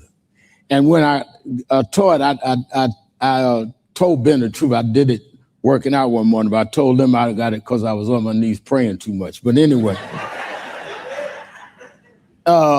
when they took me to say they may have to do surgery, the first thing they said is, well, we got to get your medical history from your primary doctor. I said, okay. So I said in the eulogy that I don't know what happened, but I got your history in Mississippi. And the history tells me black boy go out with 3 white kids come back. There's a blurred story on what happened. Now y'all all hostile and all upset. Didn't have the keys, but then you had the keys. Some about this don't make sense given your history. And I'm gonna stay on this until we find out what happened.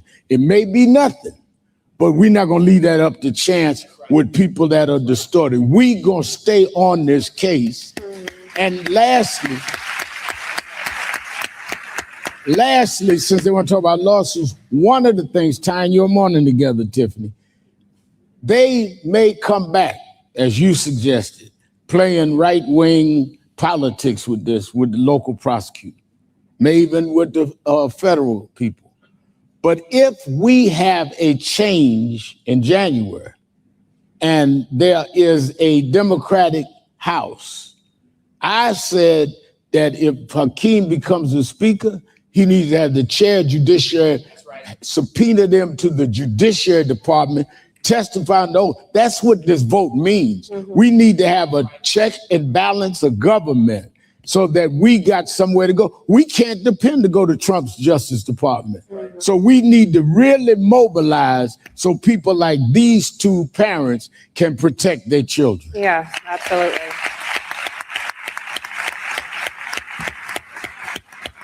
I think you laid out such a great example on how the tentacles of white supremacy cast such a dark shadow over almost every aspect of what your parents went through.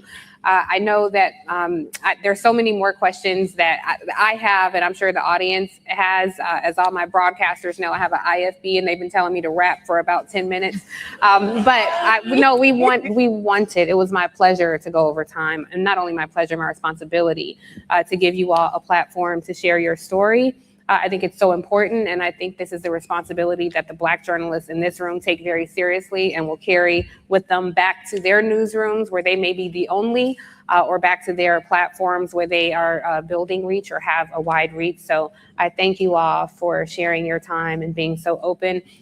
There will be a press conference. There was an autopsy, a second autopsy that Ben Crump initiated that I believe Colin Kaepernick helped to fund.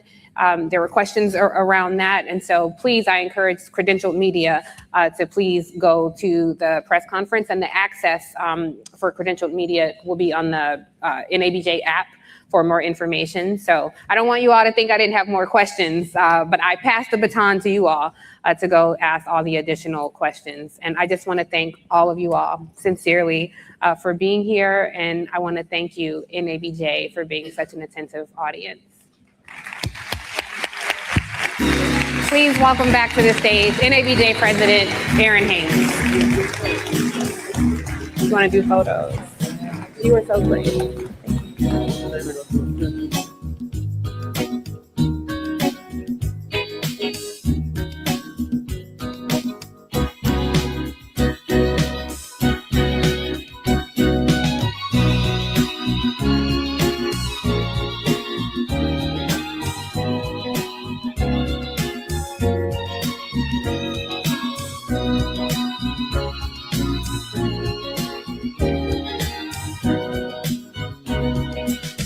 Okay. Did you meet Aaron yet? She's the president. Aaron, say hi to the Wells family. Thank you.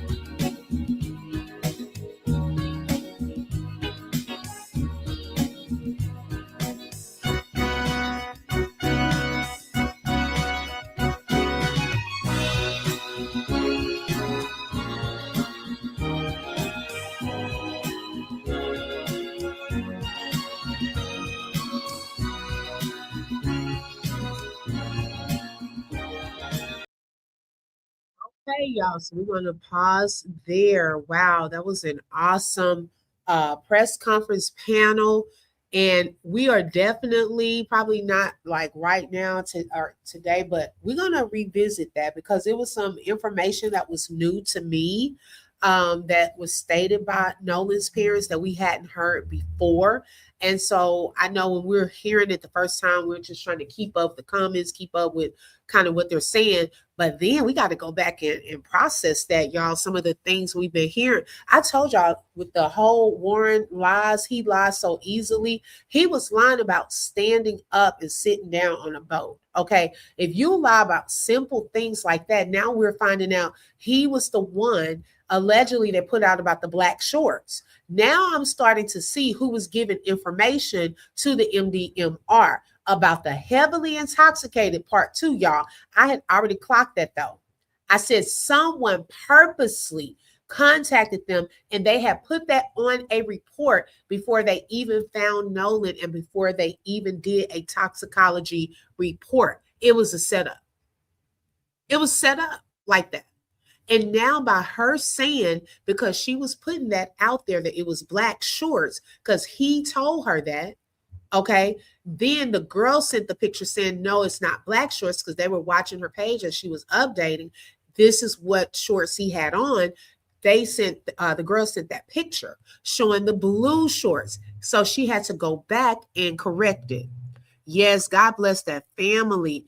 Now, you know, I'm wondering about these keys, y'all, and the phone being at the same place. Now, I don't know if that was a slip or what, but we've been hearing that because remember, I kept saying, well, whose house was the phone at? Because no one has ever said where the phone was, the house. We've heard that it was in Wyatt's truck. But today, it seemed like she was saying that it was at the same house. Hey, Brajay, welcome. So I'm a little confused. I want us to break that down on a later live so we can kind of walk through that and some things that were stated because I think they did fill in some gaps for us. You can take the phone to Celebrate to extract the data and phone logs. You don't need law enforcement.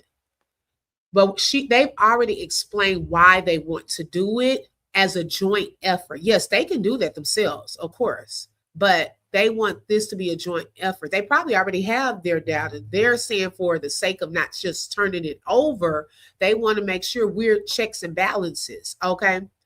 I love that they can smile through the pain. Now I pray that God continues to strengthen them. Yes, justice for Nolan.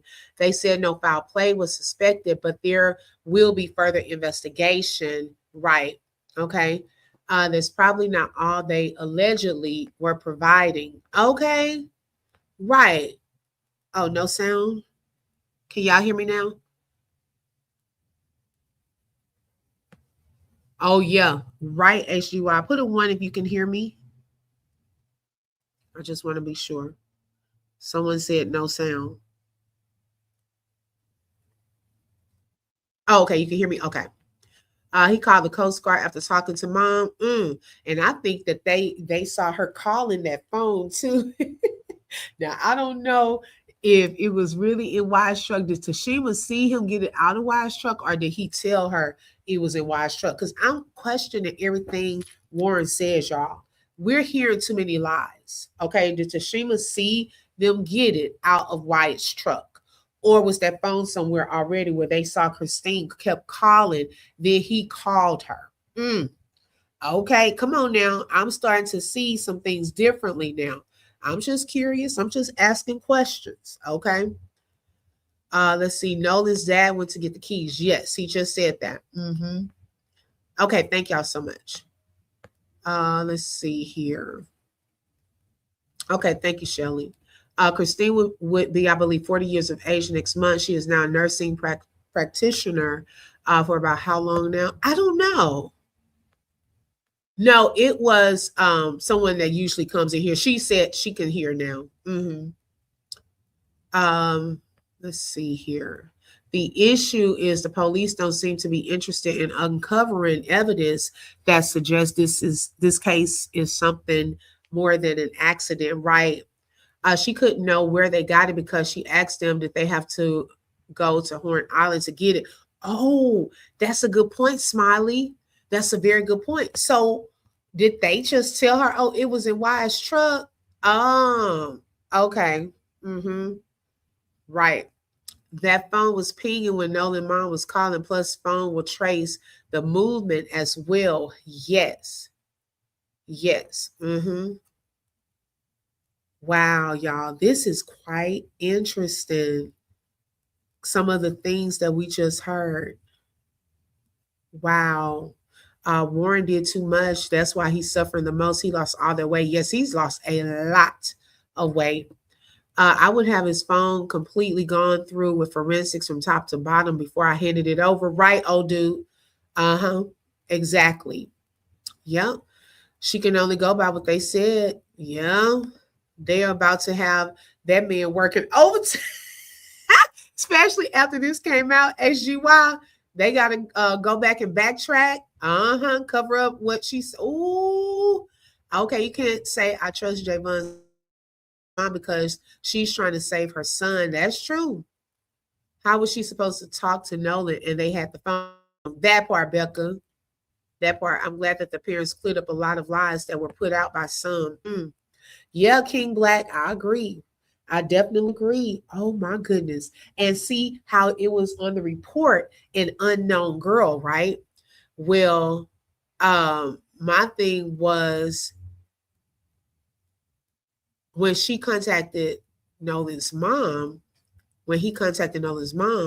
he said Katie. He knew Katie. Okay, so quit acting like it was an unknown girl. Why did y'all say that? Yeah, I think it was a joke, but I still want to know, although it was taking a long time, did she specifically see? Because I knew that they had to go back to Horns Island, but did she specifically see them take it out of Wyatt's truck, or was that just what they said? Hey, Latte, good morning, sis. Javon's mom is now in protective mode, which is understandable. Yeah, I got you. Christine cleared the room with I talked to my grandmother while walking the entire island with no issues. Oops. Okay, I want to know if anyone asked Jax why he spoke about Nolan in past tense before he was found. Ooh. What's weird is they said the phone and the keys were at the same place. Right, Karen? That's what I thought I heard. So we'll go back through that, y'all. I want to break that part down with the parents, that part on some stuff that they said, because some stuff was new to us. Okay. All right. So what I'm going to share next, let's go on our next field trip. I want us to tap into that press conference, that panel, and then we're going to continue with our field trip. Now, there is a content creator, Spicy Canella, on IG. Okay. And she talked about the connections with the lawyer that the boys have. Now, remember, I brought this up the next day, not the next day, the other day. And I did I think it was a little brief live about the connection with this attorney and the Ashley Janae case. Now, more people are starting to discuss that connection, okay, with this attorney. So let's tap in to her video before we go to our next live. You just murdered your best friend on an island. The dumbest thing you could do would be to call the Coast Guard. Do you need the United States Coast Guard? What?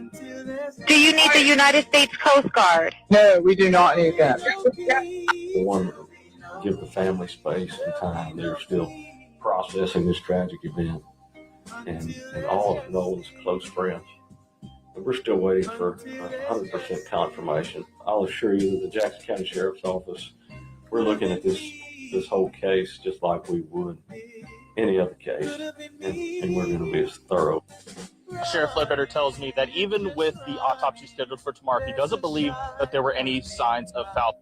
We're doing this because at the end of the day, I would hope any parent would fight for their kids to find out if anything happened, what did happen. So we just want honesty and transparency. We want a thorough investigation. We want that same respect that would be given to anybody else, and that's it. We just want answers. Well, we have had claimed that she took her own life. Did you guys ever think that Ashley had any mental health issues? I think that's farther from the truth. If you go to her page, you know, as you can see, she's a beacon of light. You know, she likes being in the limelight. It's like being in the camera. She was an influencer. You know, she loved her family. She loved her family. She loved her family. Most important. What was her mindset like before going on this insane African birthday trip? Excited and happy, and she was elated that she was traveling for her birthday to celebrate and be with who she thought was the love of her life. And you guys said there's really been not much communication between you and her fiance, Joseph. What, if you could say anything to him right now, what would you say? Just want to peace. And we want to know what happens. TMZ officially has zero credibility. TMZ had the audacity to post this. Influencer Ashley Janae allegedly asked ChatGPT before unaliving herself, how much Valium would it take to unalive myself?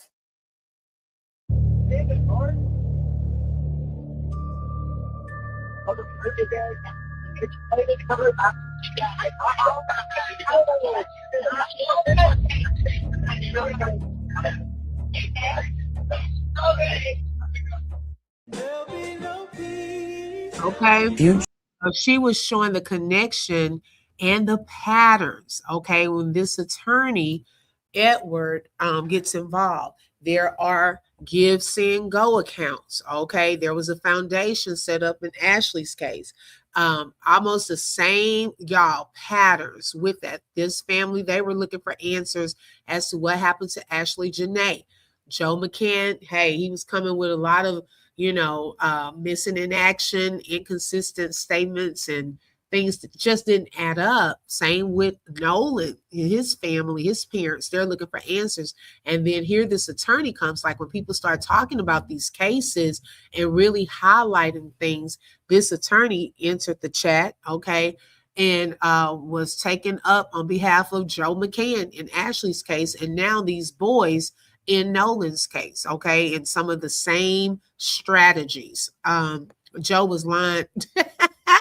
Okay, I wish the parents called the police and had them search that house for Nolan. His phone and keys were in that house. I'm thinking they dropped him at the island the next day. Yes, you know, the best of me, I wish they would have searched that house too.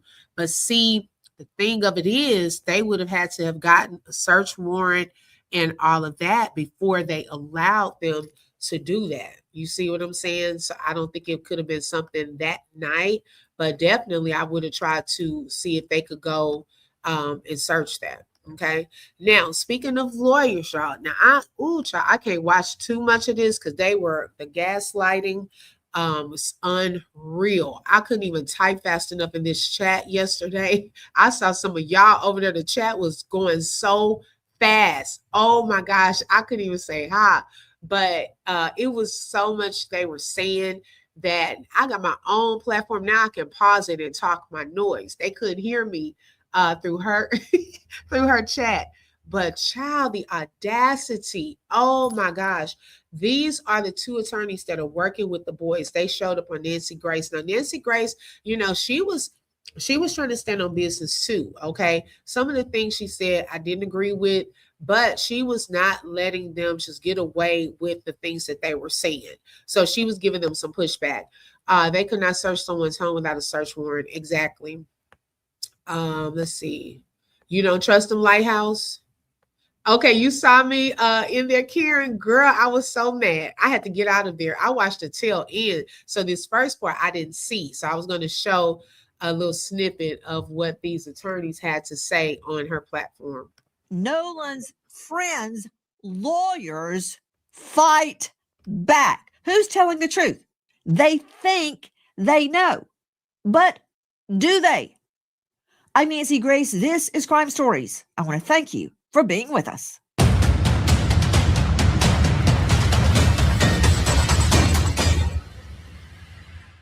There's a big honking mark, subcutaneous, deep reddening tissue on his occipital. If I hit somebody in the back of the head, it'd be right there. There was no indication that there was any kind of contusions on the hand, the arm, no kind of defensive event. Back to Officer Tatum, star of The Officer Tatum on YouTube. Have the friends taken polygraphs? Well, from my understanding, Boat that took Nolan Wells, we are convinced of the friends. And when I say quoties, I don't mean they are or they're not friends, because I don't know. The young men on the Triton boat that took Nolan Wells to Horn Island. Many argue he was on the boat on the return when foul play occurred.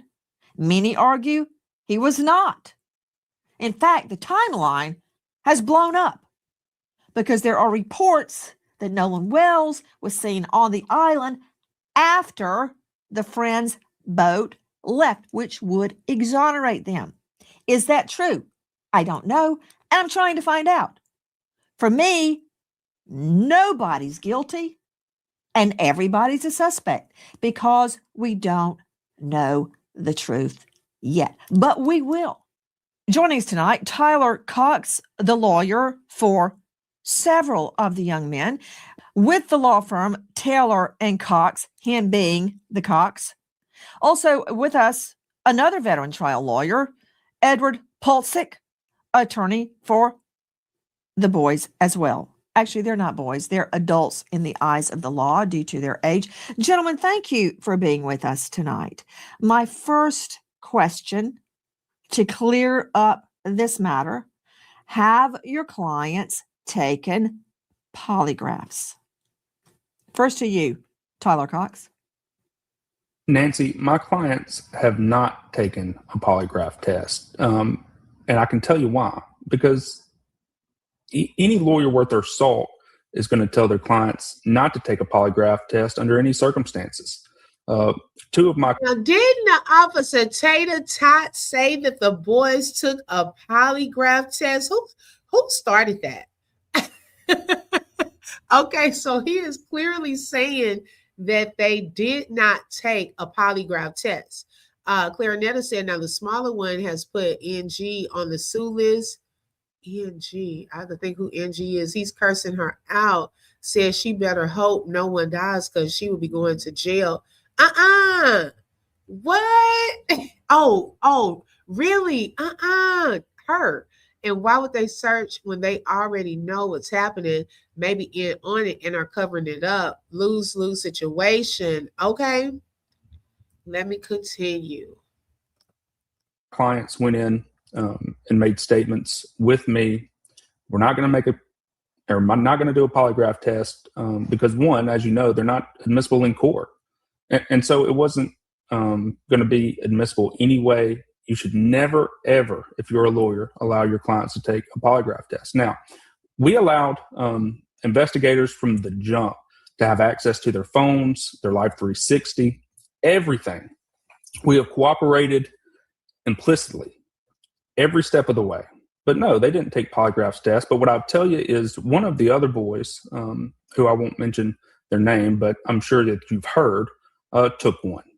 The girl that Nolan was with took a stress analysis voice test, and so did the other boy. So that's the test they took. Both of them passed.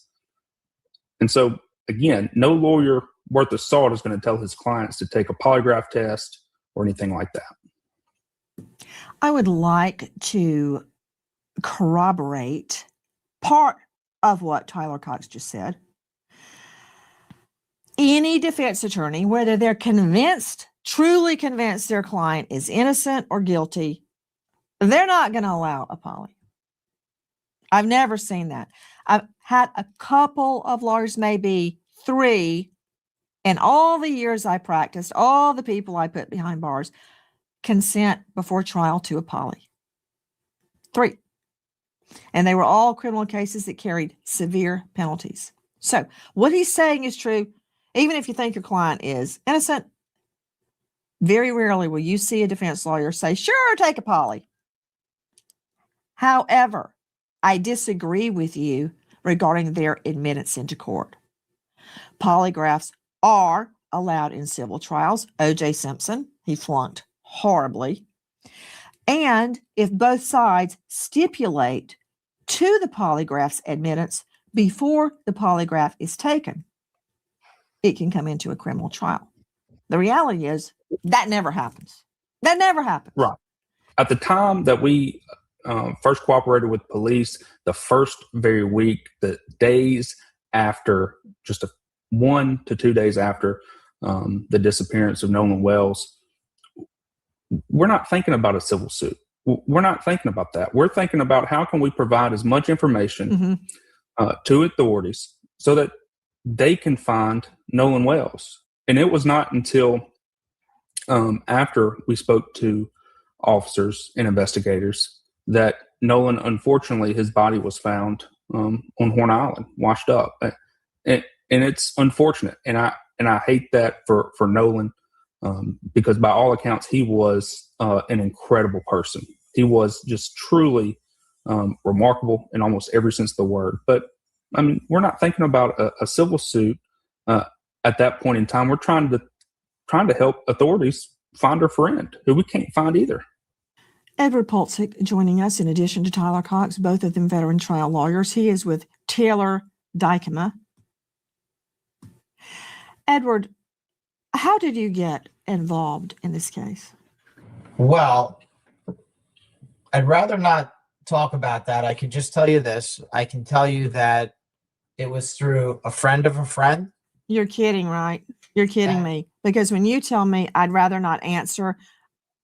Well, I want to that's protect just the names that igniting me to find out how Well, you got hold on. involved in the case.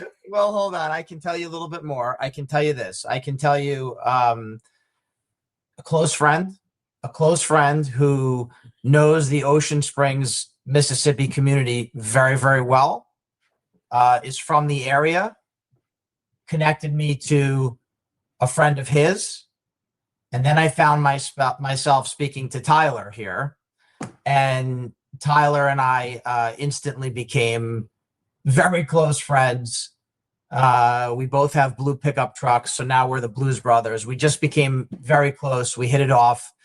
Then Now, by him not wanting to answer, it's probably the same way they got the Officer Tater Tot. This is probably the same person, allegedly. Okay. Maybe y'all are funny in the chat. That's the name of it. Verdict Whiskey, marketed as Verdict Bourbon, is a 6-year-old independent whiskey brand launched by media personality and former police officer Brandon Tatum. Oh, and so wait a minute. So he bought a bottle of it. The lawyer, is that what y'all saying? Is that in his background back there? Yes, him too, Kim. Nancy went a little too easy on them. She did. I was not pleased, but nonetheless, she got in for an interview. It appears that these lawyers are looking to make an easy bag while they ship song suspects attempting to spin. Yeah, friend of a friend for his connection to the case, right? Inspiration clock it.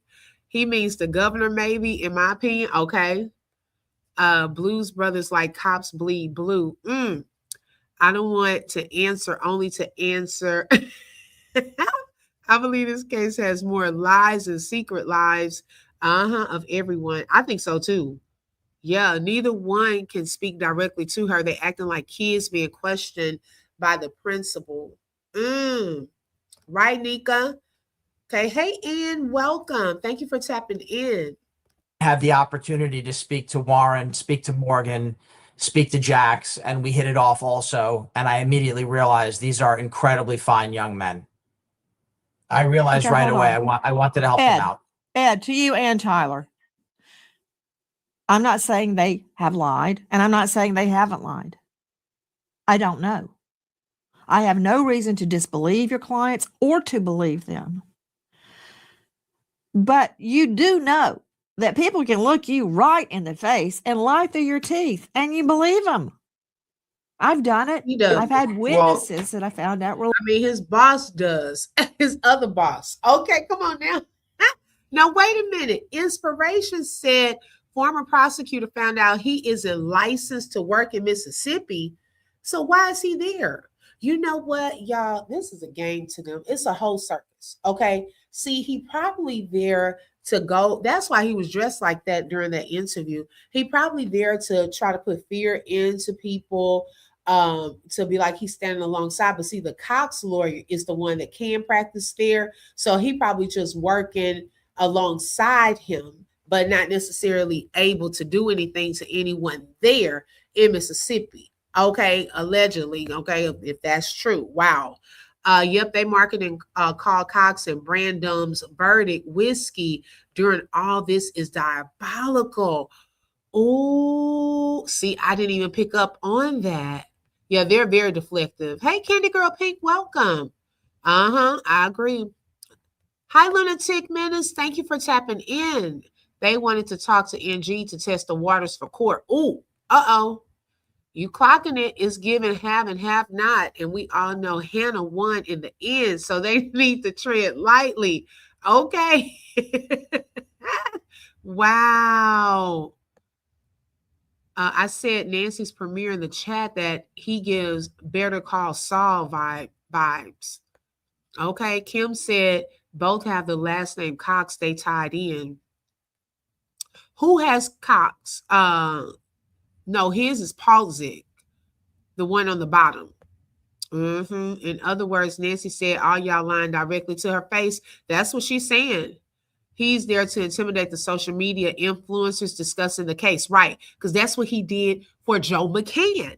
I'm telling you, it's the same strategy. Yes, intimidation. But if they go to court, he then asks for special permission like Brian Steele did in the Puffy and Little Dirk trial. Oh, got you. Okay, he have to be licensed to work in Mississippi on any case. It is for sure, bro, Jay. I can believe that. Lying to me, and it was a huge blow. I've had police officers. I worked a child trafficking case. My first child trafficking case. Worked it. I finally found the little girl. I went into a room full of sex workers. They went, she's in there. I'm like, there's no child in there. They went, she's the one in the white boots. She looked like she was 38 years old. She's 14. That said, we won the case. But fast forward about 10 months later, I was walking through the grand jury room and I saw these horrible federal court sketches. I'm like, oh my stars.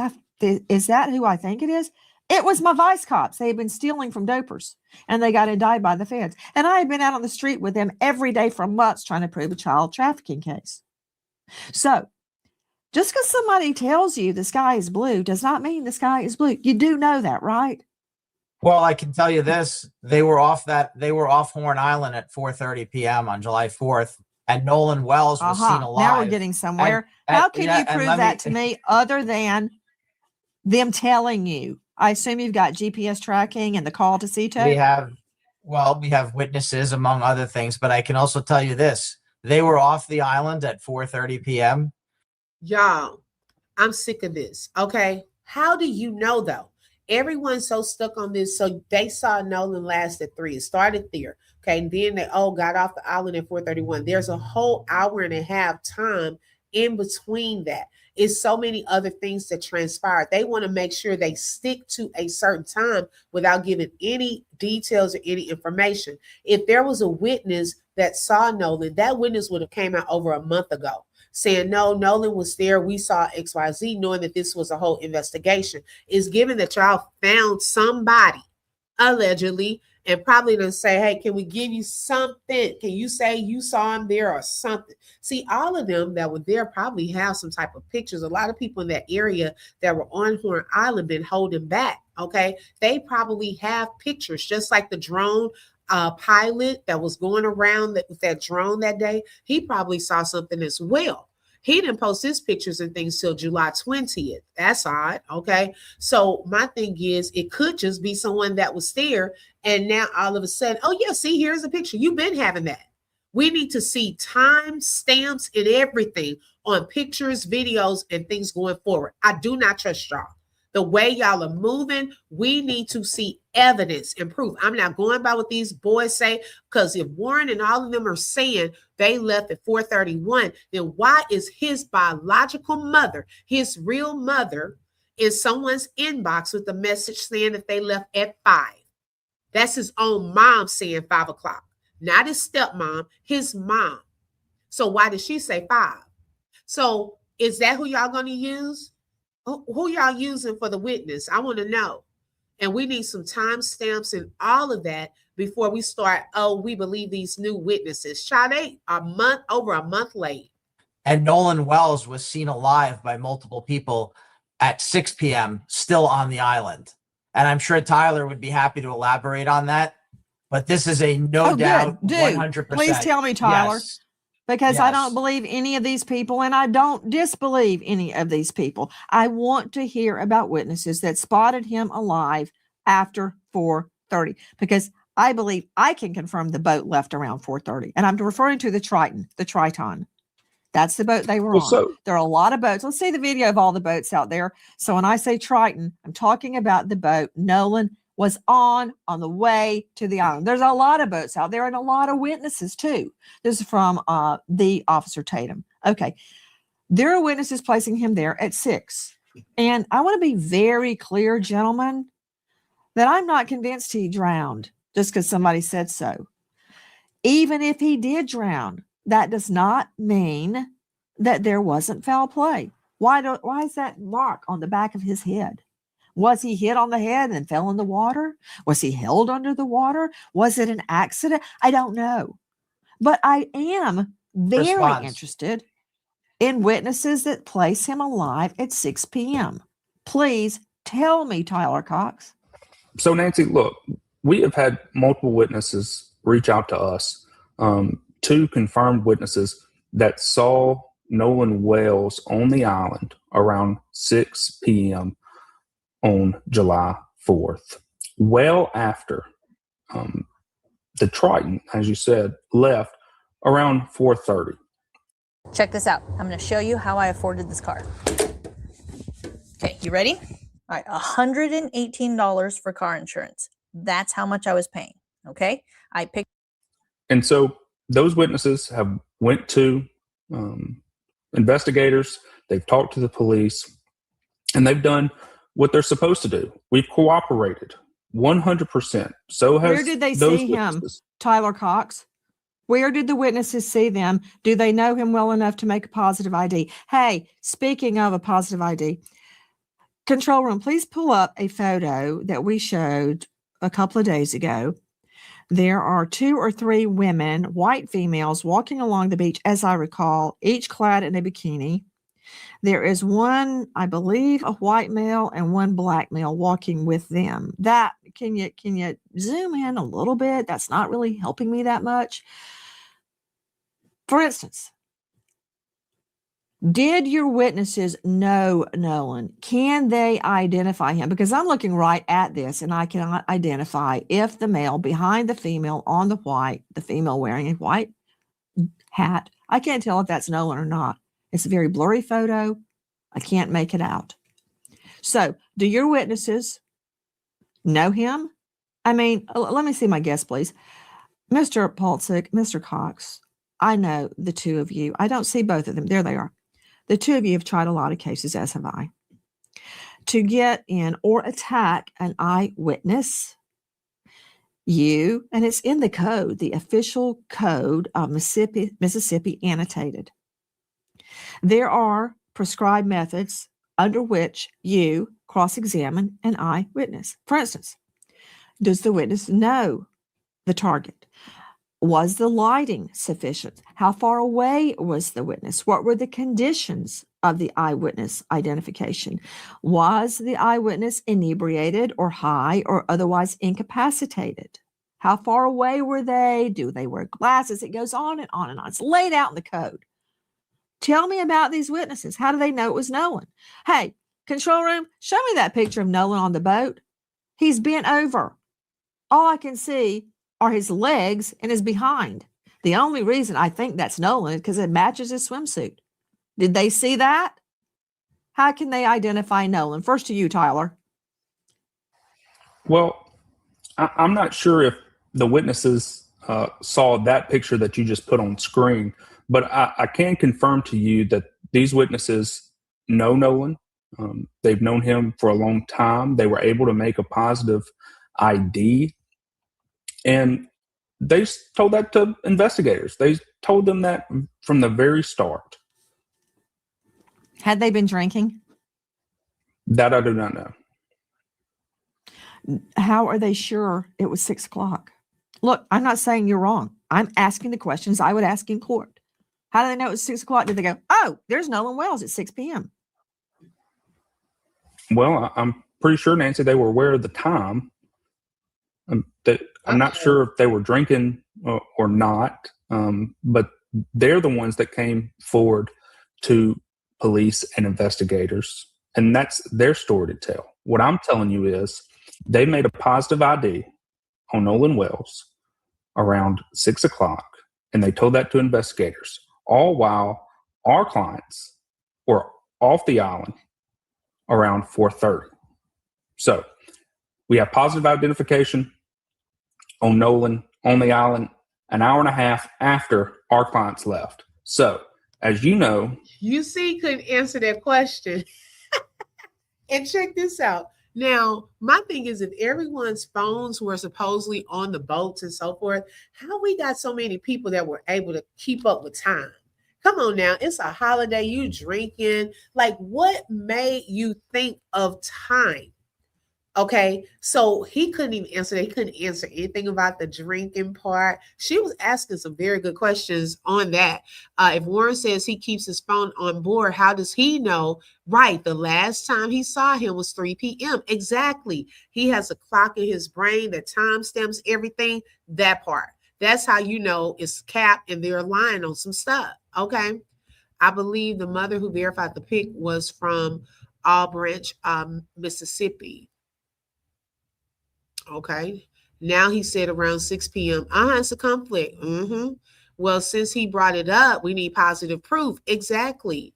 My incompetence sensor is going off with these lawyers. These young suspects are cooked. Yeah, they're not the brightest. That's what they would try to do. They would be paying people to lie. Hey, Bradley, welcome. They know they don't have anything but hearsay. The CETO call they know is official. That part. Yeah, the lies. They're just going around and around. Okay. Hey, Karma Cartel, welcome. Thank you for joining. Yes, it is. Yes. Is it Olive Branch, Mississippi? Boat wasn't sinking. It took several trips later on that evening. Yeah, it did. Went to Fort Bio. And then we only hear about the one boat. What about the other boats? They should be treated as a group. They are all traveling pretty much together. Okay, so just focusing on one boat does nothing. Exactly. The boat is not sinking, child. I don't know why they keep saying that. From your experience as a prosecutor, they can't do two things at once. They can't be on the island at 6 o'clock and be on the boat going off the island at 4:30. So that's where we are. Our clients have nothing to do with the death of Nolan Wells. We don't know how he died. We want to know. Please tell us. Somebody. We want to know just as much as anyone else. Our clients loved Nolan Wells. They were brothers to Nolan Wells. I've still yet to hear one bad thing about Nolan Wells. He was a good Ocean Springs kid. Just as Chuck Bordy says all the time in the courtroom, these are good Ocean Springs people. So Nolan was a good Ocean Springs person too. They love Nolan. We want to know. Will someone Okay, please just stop right there, tell us? Tyler. Tyler, I've got 1 hour and nobody's running for miscongeniality. Let's just let it be noted, judicial notice. They were all good. Everybody's good. Okay. Check this out. This is how I can afford this Jeep Wrangler. I was paying $243 for my brand new Jeep for insurance coverage. You see the breakdown right here. And Tyler, yes. The witnesses that came forward, here's something that would tend to corroborate them is if multiple witnesses said the same thing. Witnesses separated in time and space, witnesses that are not all friends, witnesses that are not good friends with your clients, that may have a reason to be fuzzy on the time. I'm not saying they are or that they're not. Here's my question to you. Shout out to Patrice for being a member for a month. She said, Obi, why did they make several trips back to Jack's? That's what we want to know. Now, I don't know if because the parents showed up over there to get the keys. I got to see, well, no, because that would have been before. I don't know if they were dropping people off or what. Y'all failed the test. This was a game to see how they would look in a trial. Right. She's peeping them. Okay. She has experienced way more than they do. And even us, some of us, we're not even lawyers and we can peep the play and see right through the lies. Okay. Simpson's lawyer talking. Tyler, stop the BS. Say that was funny how she said, okay, please stop. No one's running from miscongeniality. Okay. Make sure y'all tap that like button or double tap the screen. Also, if you would like to support the channel today, you're welcome to send a super sticker, super chat, Cash App, which is on the screen or in the chat, or buy a coffee. And that's in the chat as well. Jax knows what happened. I believe they threatened him. Yeah, he seems like he could break any moment. I was open-minded until I seen the rope trick with the limb. Okay, beautiful dreamer, clock it. Okay, not the only one. We saw receipts on mom. What receipts? I want someone to their face to ask them if they saw Nolan injured by accident. They confidently say they didn't unalive him. Oh, now that's a good point, Bradley. That's a very good point. Okay, I like that. Are these witnesses friends of your clients? I don't think they're friends, and they're not even the same age. Okay. Next question. How many witnesses place him there on the island at 6-ish? At least 2 that I know. 2. Do the witnesses know each other? Yes. Were they together that day? Yes.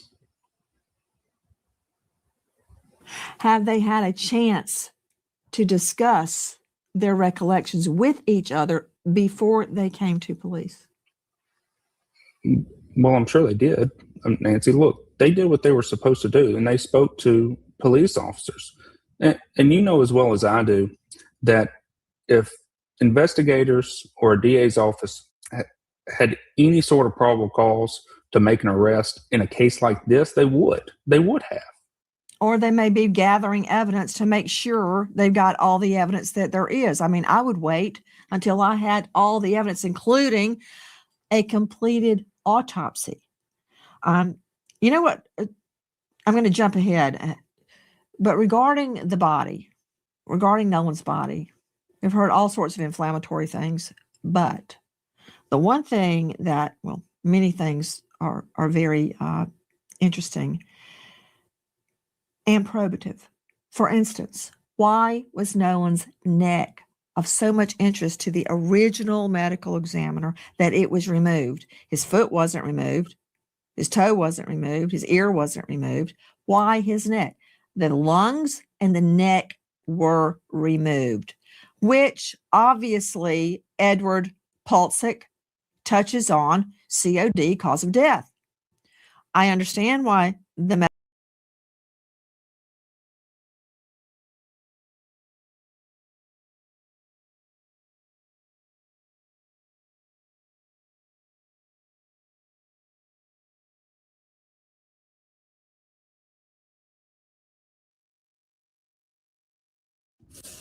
And I think a lot of people have forgotten.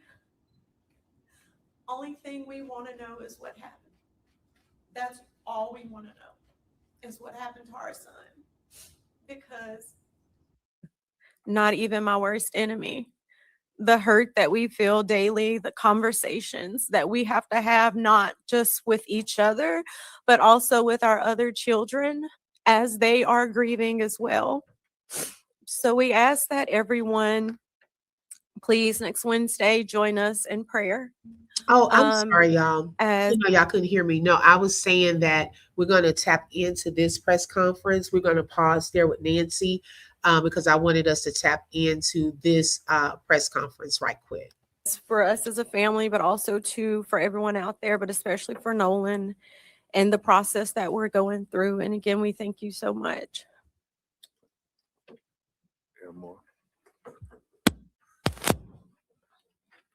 First of all, I want to say thank you to everyone who's constantly keeping our son's story in the forefront.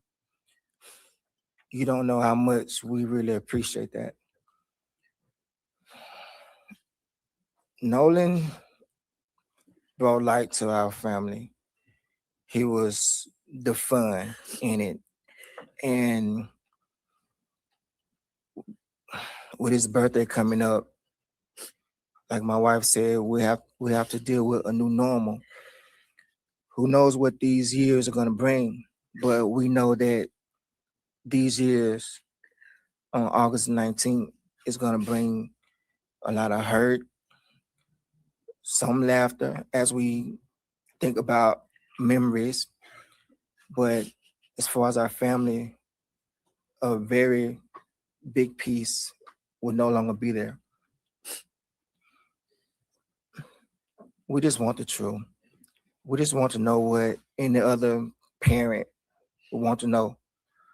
We're asking the questions any parent would ask. And if you feel that something's wrong with that, then that's a problem that you have to deal with. But as far as us and our family, we're just asking for truth, transparency, and to please keep us in your prayers. Next week is going to be a hard week, and the years follow are going to be hard. Thank you. Thank you very much, Christian Elmore. It never gets easy, Reverend Al. And they're asking, I know Reverend Jamal Bryant is coming to Ocean Springs. Anybody who can come to Ocean Springs to be at the prayer visual with them on a Wednesday evening at 7 p.m., please come. And if you can't come, please have prayer visuals in your city and your communities. We need to find out what happened. Attorney Hurts, Attorney Parks, and Reverend Allen, will try to answer your questions. The family, obviously, motion that they'll try to answer questions if they can. Any questions? Yeah, what's up? Hello, my name is Logan John from Nabj. Yeah, give us where you're calling, where you question. Nabj News. Okay. What do you believe accountability and justice for Nolan Walls should look like? It's very simple. As we always say, if it was your child, what will accountability and justice look like? Well, that's the same thing they want for their child. Whatever it would be for your child, that's the same thing they want. Whatever investigation you would do for your child, that's the same investigation they want. We're not asking for anything special. We just want equal justice for our children too. And I think that which we must be very much emphasizing is they have said, again here with the press conferences and statements they've made throughout when they started at our headquarters in Harlem speaking to the press, they are not trying to come to conclusion. The other side did, saying that there was no foul play. They're trying to tell us what happened. And we're going to stand with them on that, and as well as other cases around the country. Yes, sir. There's been a lot of misinformation and rumors spreading on social media. Is there anything that you guys would like to be Let me just say this. I went grab you. Well, I mean, I think that social media has distorted a lot. I think for myself and Ben, we're public figures that you're gonna have social media lie on us every day. I don't even know if I'm really here according to social media. But what hurts us is the distortions they've done on the family, where they've harassed her in her job and sent stuff to their house. Distorted with the father's question. They didn't ask to be public figures. They only are trying to get justice for their son. So I would just say, whatever social media people are trying to get likes and hits and all, do that against people like me that offered ourselves. They didn't ask for this. All they want is what happened to their son.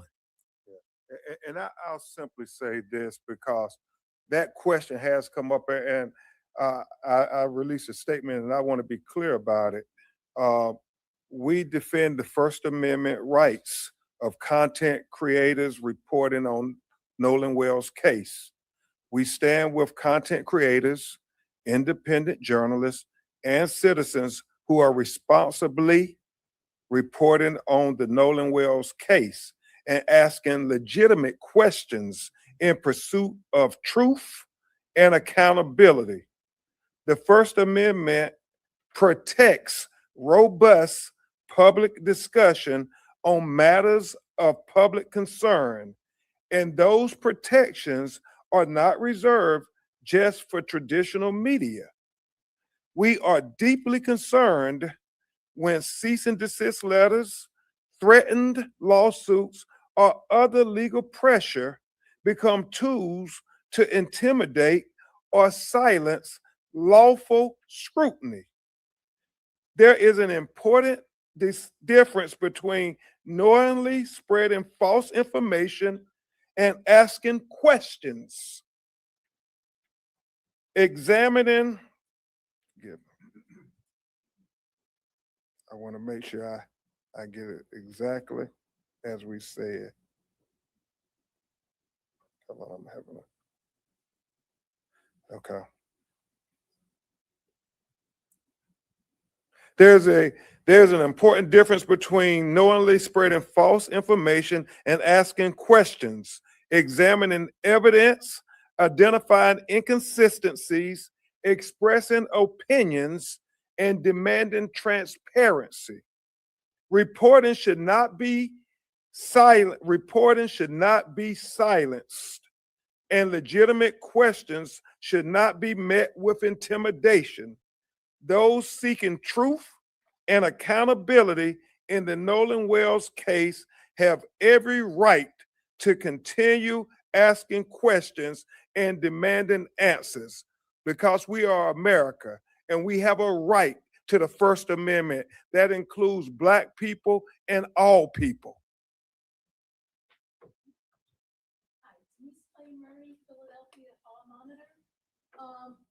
My question is for Council, for Congressman Nabj.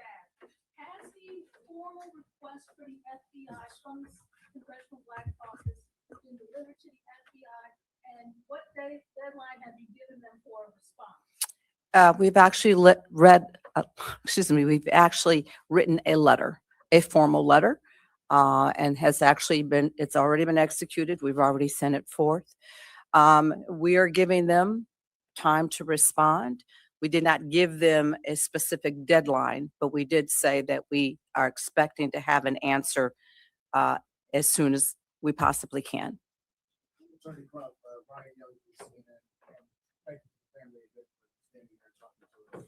There's been a lot about the meeting that you were supposed to have with the DA's office and the proclamation that they were supposed to do. Can you update us and tell us whether or not the family has had any contact with the DA's office, or the company with the investigators, with the harm about you all? Attorney Eric Hertz and Attorney Park will address that. Hi, I'm Eric Hertz with law firm Eric J. Hertz PC, and I am heading the independent investigation in this case. I think the first thing, before I get to the exact question, is what's worse than losing a child? Probably nothing. But what makes it horrible is not knowing, and transparency is the key. So with us going into this case as doing an independent investigation, we first thank all the people on stage, all the people that have helped, and we thank you, the media. We have had much communication with the district attorney, and I feel that is confidential. We have cooperated, I can tell you that, and we would just want to cooperate like anyone else would have to cooperate, and we are continuing to do that with the duty to our clients.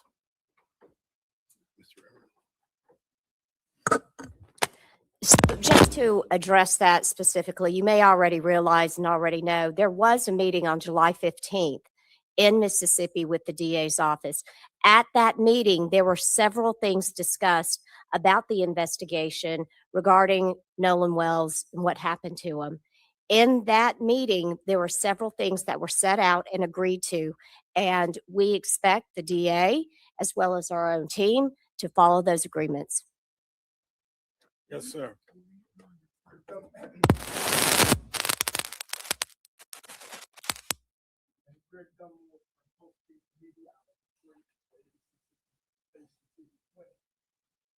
Evil prevails when good men and women remain silent when the facts come out. They will come out. If it indicates that something sinister did not happen, if it was a freak accident, will you believe that the truth is still not being revealed? Because if the truth is not going to indicate on some level that something sinister was done, would you not believe it to be something else? If the truth is if the truth comes out, yes, and it's clear, then we will accept the truth. That's all we're asking. And we only have said that the people that are attacking them for raising the question say the same thing. I think that we've leaned over backwards in every press event, at the funeral, meeting on the unit, saying we weren't going to prejudge. Yet they keep getting imagine this. You're losing your child and you're being attacked for asking what happened. I mean, they're not political figures. Why are they under attack for asking for the truth? So it's not about us accepting, it's about whether or not those involved can accept.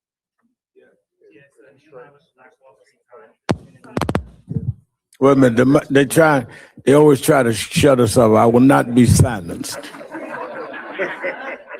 Is it fixed? Yeah, it's on.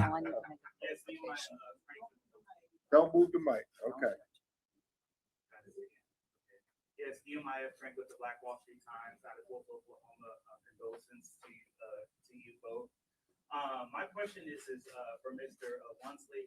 When you went to Jack's house and he used the past tense and literally said to you, from what he told us, the media, that the brother, or that he said that Nolan was like a brother a day before the body actually washed up. Was that like alarm? Did it send any alarm bells for you at all? Just say, you said what you said.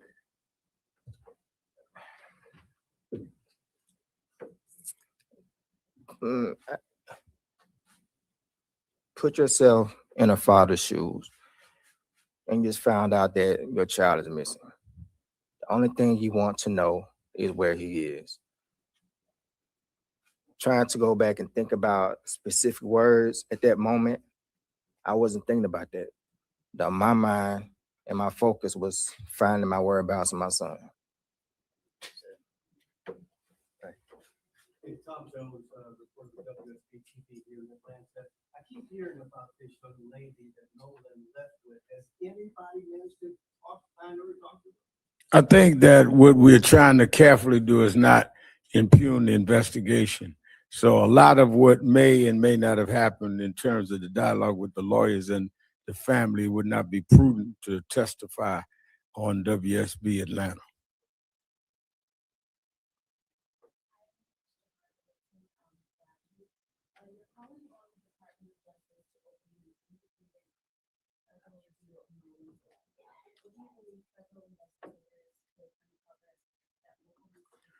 Let me clarify also, Congresswoman, want to give some clarity. Also, I do want to clarify that we've given them 7 days to respond. It was 7 days. So I'm sorry about that. Your question was, what do we hope to get from them, the federal investigation? What anybody will hope. We are taxpayers too. It's the federal resources that can offer resources to help investigate the matter thoroughly. And so Nolan was not only Christine and Elmo's child, but when you think about it in a philosophical way, he was all of our children. But by the grace of God, it could be our child next. And as American citizens, we have the absolute right to say our federal government should extend resources for our children like they will extend to everybody else. I would never forget when President Obama, with Reverend Al and I, when Trayvon Martin was unalive, and he said that it's important that we extend all of the resources of the federal government to help this family get to answers of the truth. And that's all you would want if it was your child. That's all they want if their child. Every resource available, help me, help us get to the truth. And let me say that and answer that. It's important that you understand that when we raise these issues, that's all what we wanted. We raised the issue. I was out front. Ben was the attorney with Trayvon Martin. And we finally got George Zimmerman in court. When the jury said not guilty, we said we disagreed, but we didn't go and attack his parents. We didn't go and chase him down.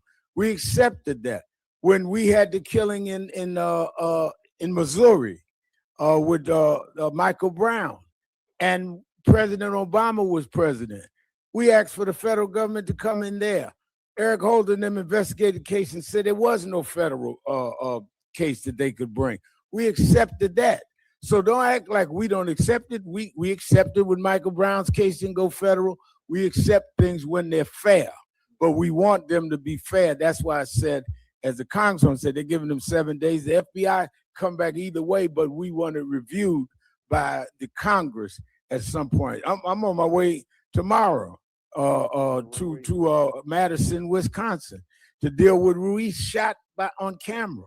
While I'm there's a company trying to get a contract that is in business with ICE. I'm going to talk about that tomorrow.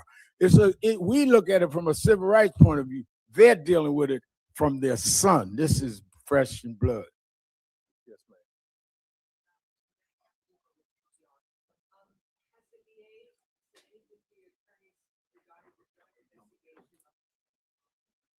Oh, I'm sorry. Can you repeat that, please?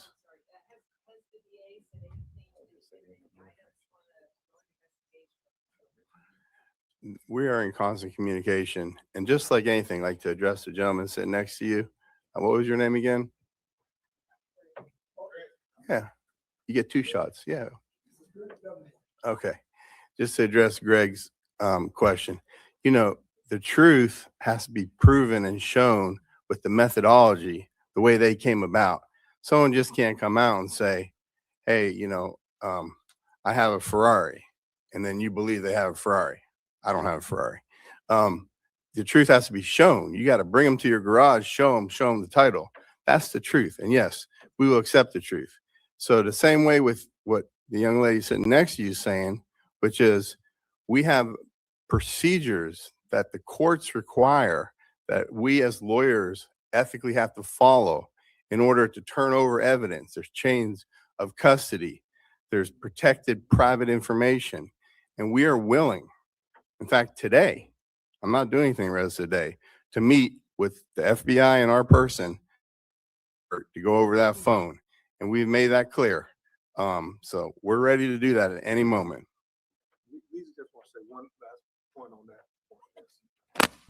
They said don't touch me. You just got to yell. I'm going to back up a little bit. So just to clarify, what the agreement was that the DA's office, and this is the Jackson County DA's office, as well as our forensic team, and possibly the FBI, were going to together download and examine the phone. So it's done one time with everybody together, right? This is very common in the law. I mean, what you all may be more used to is when there's a terrible car accident, and then there's an examination of that car, and everybody comes together one time. They don't move that car around, and everybody does their own thing. This is what is supposed to happen. We are waiting for the DA to determine the time, the place, the date. Let us know, and we are going to be there with our forensics team and anybody else, but it's done one time, one examination. We're ready for it to happen. Julie Walker, Associated Press. Can you give us a sort of a timeline of what's next going forward, including any possible lawsuits that would be filed, not against you as you had mentioned before, but that you would be filing? Yeah. And then the completion of the independent autopsy and how that's moving along, and anything else that would be moving forward. I know you had mentioned you wanted that national day. Other than that, anything in the future? Well, we want to make sure people understand we're going to follow the truth wherever it leads us. There's been a lot made about we want to come and bring some lawsuit. When Christina Elmore called me, we weren't thinking about bringing a lawsuit. We were thinking about just helping them get to the truth. That is a vehicle that we could use to get to the truth if the facts tell us that. We send out preservation letters, and everybody said, oh, they're going to sue them. No. We send out preservation letters to preserve the evidence. And in those standard letters, you say litigation is reasonably anticipated to say, don't get rid of the evidence.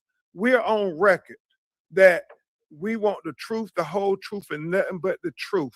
And that's what's going to lead us in what we do. It's about the evidence, nothing else. And this family has always said from day one, even when I called Reverend Allen, we talked to him. They have been consistent. We want to know what happened to our child. Everything else is just, I mean, it's just clickbait and everything. It's about what happened to our child. Black press, NABJ, we need you now more than ever to keep everybody focused. What happened to this 18-year-old Black teenager in Mississippi? Because there have been questions when you look at the history of the Deep South where young Black people are unalive and nobody ever gets any answers. Well, we want Nolan Wells not to be like many others that came before him. And that is why, as I said earlier, August 28th, the anniversary of Dr. King's March, Martin III and I called, we were doing a huge march in Washington, Lincoln Memorial. This will be highlighted in other cases because these things keep happening, and to protect the right to vote. So we intend to stay out on the battlefield as long as necessary. Yes. We understand that Dr. Roger Mitchell is made himself available at any point that the district attorney's office and the medical examiner will allow him to come. He's ready, willing, and able to go do it.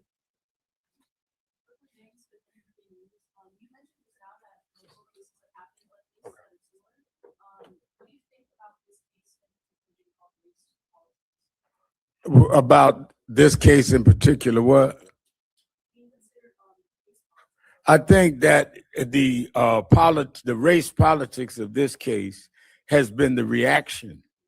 I think that we're not predetermining that the case was racial. We're determining that the answer, the investigation, has been racially divided, and that's what made it racist. Yeah, I'll take two more. This is a press conference, not a revival. We're not going to be here all afternoon.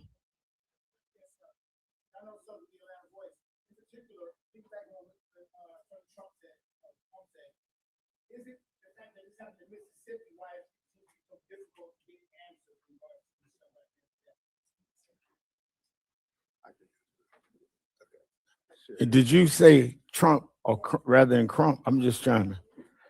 Yeah, we praying for you at the prayer meeting Wednesday night.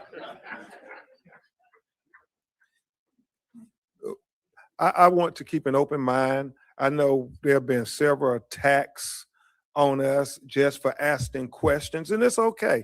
I mean, when you think about Mississippi, they attacked all my heroes.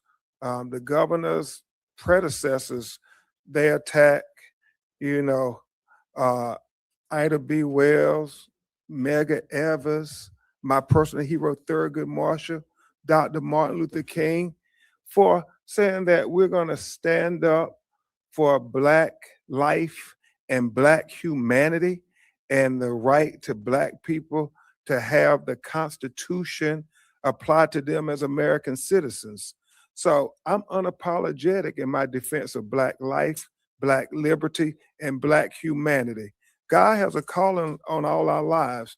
And when you figure out what that calling is, you don't second guess it. You say, God, I know why I'm put on this earth, to be there to stand up for our people in times when they have nobody else to stand up for them. And so whether it's Mississippi or anywhere else in the Deep South, or as Malcolm X said, I heard they discriminate against Black people in the South. He said, I guess my definition of the South would be anything beneath the Canadian border, because last time I checked, they discriminate against Black people all across America. And so what we're saying is we are open-minded. We want to trust them, but we can't be naive. We have to verify everything, as Attorney Hurt said. Whatever conclusions you come to, we want the methodology. Whatever investigation you're doing, we want to know that it's the same investigation that you would do with your child, not treat Nolan any differently. That's what we're trying to do. That's all we're asking. All right, we're going to take one more, and then we have to take the family out. Jesse Jackson Jr., who has his own radio show.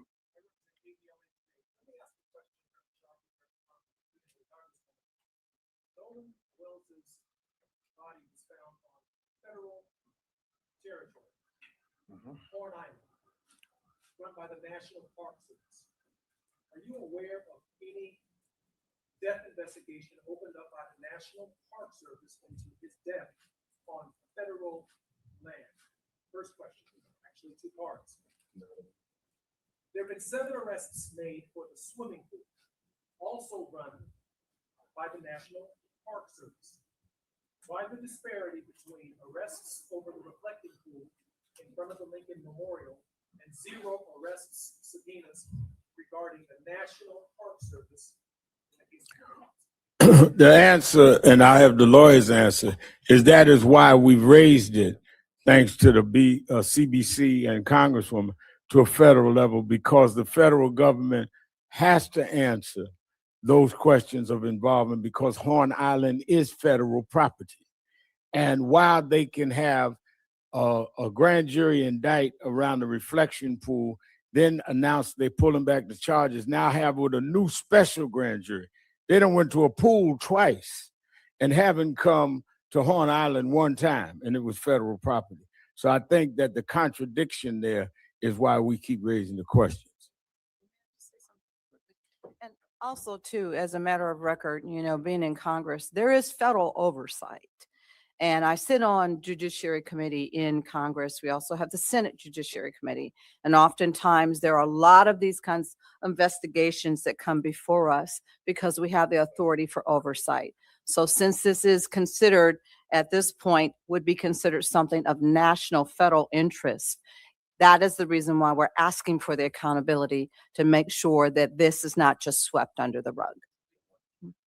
And I'll say in conclusion, thank you to the media. Now more than ever, the 4th branch of government, we need you. NABJ, we need you now more than ever. We're talking about Nolan Wells, but remember, there were 2 other 18-year-old Black teenagers who were unalive in highly questionable situations. Tyler Smith and David Irvin. And we need to be talking about these children. We got, you know, the young lady, Alyssa Hackett, who was, I mean, brutalized by a state trooper and who cursed her. I mean, she's a tiny Black teenager. And, you know, Reverend Allen, as we were looking at the video, as a girl dad, I mean, if a police officer can't have an interaction with a Black teenage girl without body slamming her, cursing her, and punching her in the face, what does that say about where we're at in America in 2026? This is about covering those stories, even when people who may run your news outlets don't want you to cover the stories. We need you to give us a voice in the tradition of Ida B. Wells. We can't have the police just writing the narratives and the reports. We need you all writing those narrative reports. And you got to challenge your white counterparts and say it.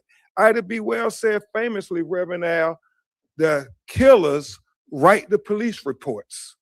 No, we need NABJ to write the reports and the narratives. Thank you.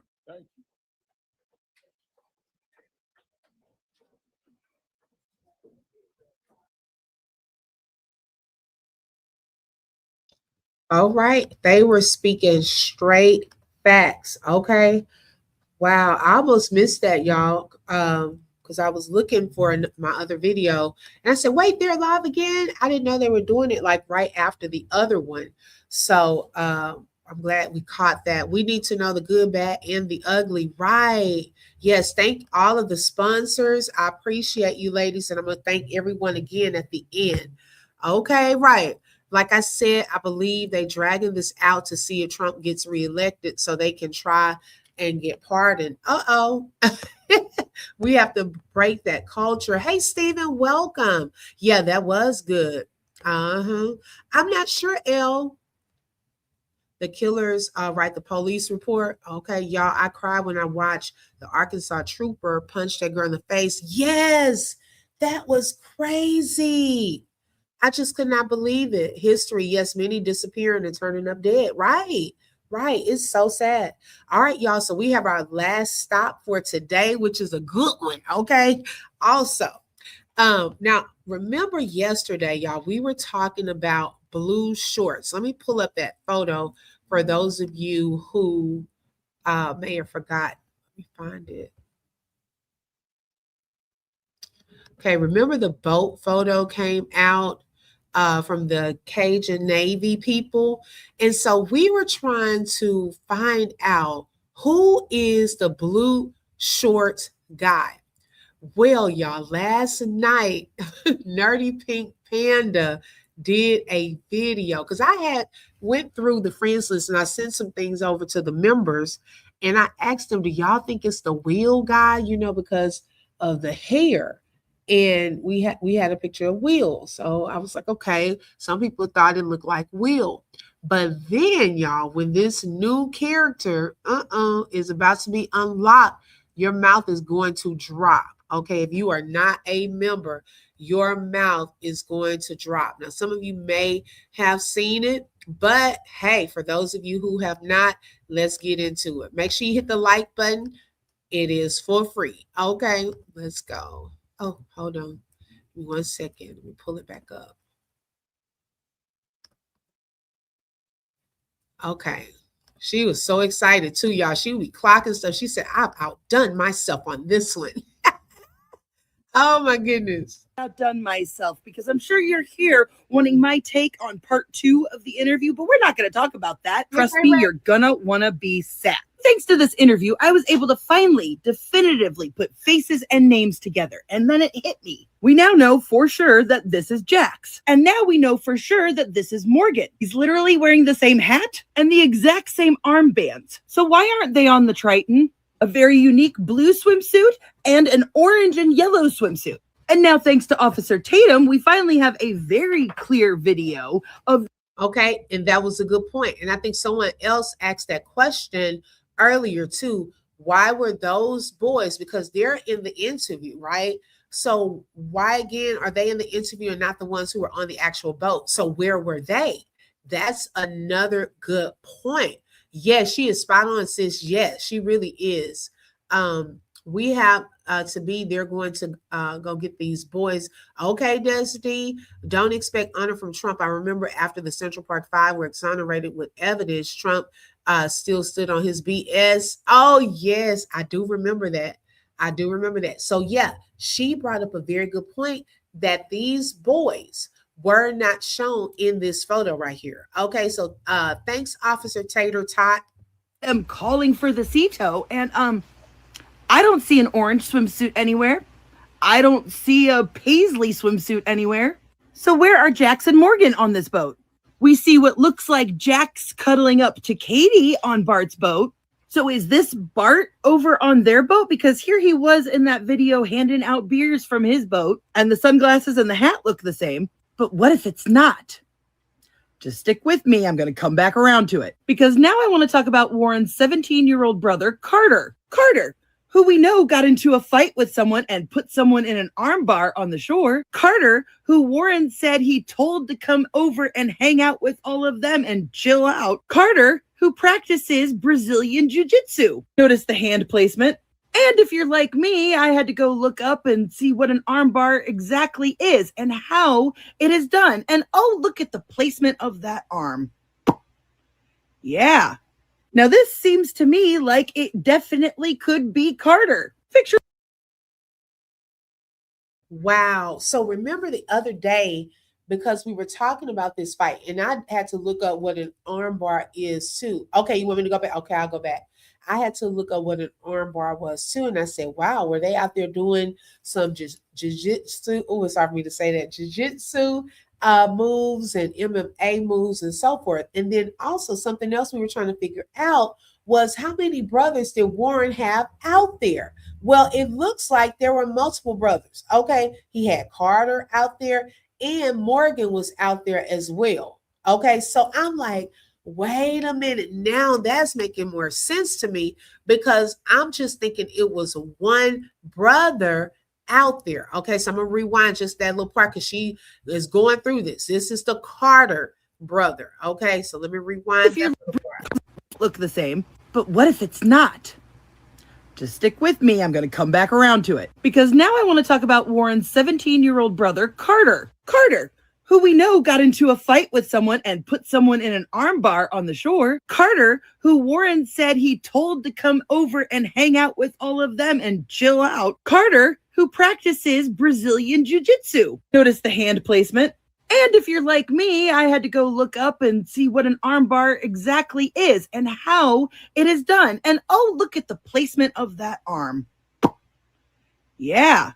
Now this seems to me like it definitely could be Carter. Picture was just taken in December. So the haircut, the hairline, the body type, all of it. We also know that the person in the red shorts were on the shore when the fight happened. Now, y'all remember this picture, the Katie Snapchat pictures? Well, I brightened it up. All I did was just pump up the exposure, nothing else. And look in the background here. Oh, red shorts, just like I said. Lighter colored hair with a very familiar looking back of the neck. Now, of course, I'm not saying whether this is or isn't Carter. Boy, this wouldn't look good for anybody if this is Carter on Katie's boat at 6:02. But you know, one underexposed, blurry picture a smoking gun does not make.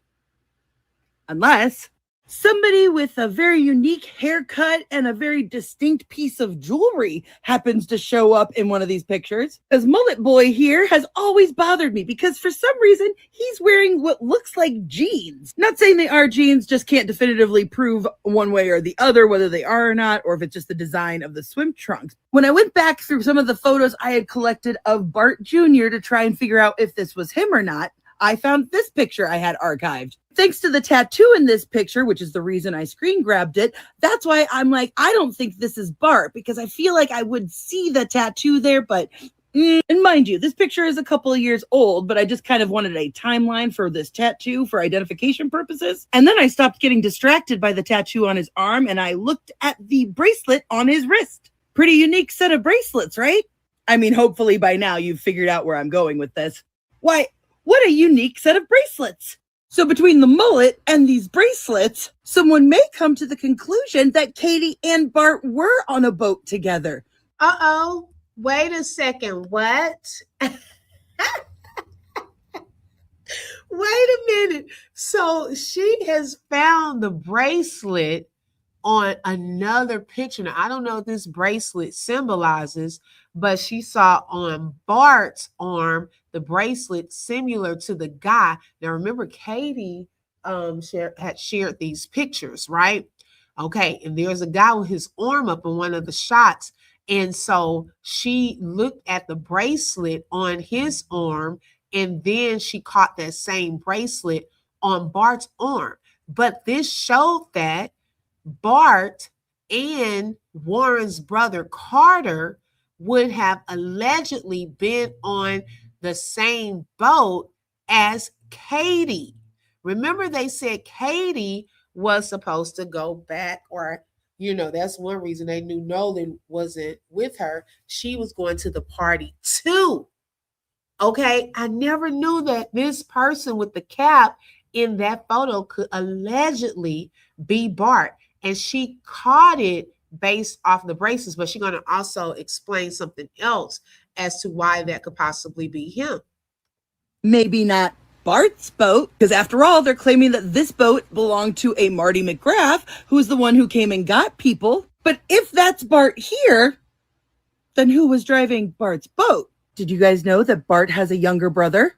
Very similar looking, but I'll tell you what, very different jawlines, almost like the jawline of this person on the Triton. And guess what his brother's name is? Brooks. Now, where have I heard that before? Hasn't somebody talked about my buddy Brooks in previous interviews? I always said the whole "we called Bart that morning" story didn't make fucking sense. I have a theory that I'm flushing out. But thanks for doing this interview, guys. Wouldn't have been able to figure this out without you. But you know, since we're all liars and grifters anyway, just a reminder to everybody to check out my link in my bio if you want to support my work. I told you that lawyer was giving away the game when he kept saying just their 3 names over and over again. Folks, I have really outdone myself because I'm sure you're here wanting my take. Boy, they really didn't want you to see this video because they made it ineligible immediately so you wouldn't see it. So let's go through a speed run of the information. We can now definitively say that this is Jax. We can also now definitively say that this is Morgan. He's wearing the same hat as well as the same bracelets. So where were they on the Triton? Now that we've got a much clearer video thanks to Officer Tatum, it's obvious that there is nobody in an orange swimsuit or a paisley swimsuit on this boat. We also barely see that there's somebody here in the red shorts. Now, in this Katie Snapchat picture, I've been saying that there was somebody in the background here wearing red shorts. So I pumped up the exposure, and as you can see, it certainly looks like it. They seemingly have similar body types as well as similar hairlines. We also know that whoever was in the red shorts was also on the shoreline when the fight broke out. Now, who was involved in that fight? Warren's brother, Carter. Carter, who trains in Brazilian Jiu-Jitsu. And by Warren's own admission, his brother put someone in an arm bar. And in case you don't know what that looks like, go ahead and look at that placement on the back of the head there.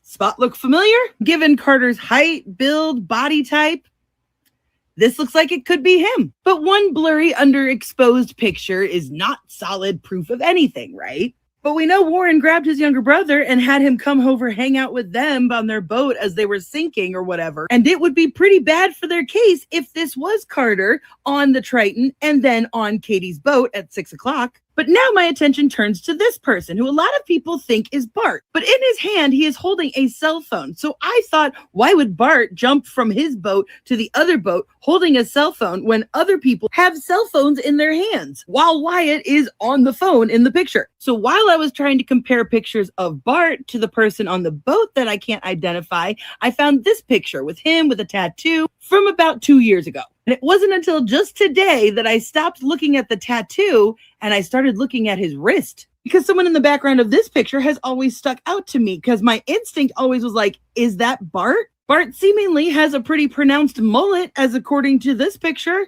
But this was definitely not on Bart's boat. I checked the seating and the covers, like it's not Bart's boat. Now, I think you pretty much get where I'm going with this because then I remembered this bracelet. Pretty unique bracelet. Unique like the bracelet that Bart Jr. was wearing in that tattoo picture. And right here looks like it might be the tail end of a tattoo that wraps around the forearm, right in the same place that it would be on Bart. I've said for a while now, the story about them calling Bart that morning to go out on the boat never made sense because what 21-year-old didn't already have plans for 4th of July? So then the question is, who is driving Bart's boat? Which brings me back to this guy who some people have thought looked like Bart. However, we do know that he was on Bart's boat handing out drinks to people in that 7-second clip we've seen. Same hair, same glasses, same hat. By the way, did y'all know that Bart has a younger brother? The family resemblance is very striking. I mean, the real difference is that he's a little bit shorter and has a squarer jaw. And does anybody want to guess what his younger brother's name is? Brooks.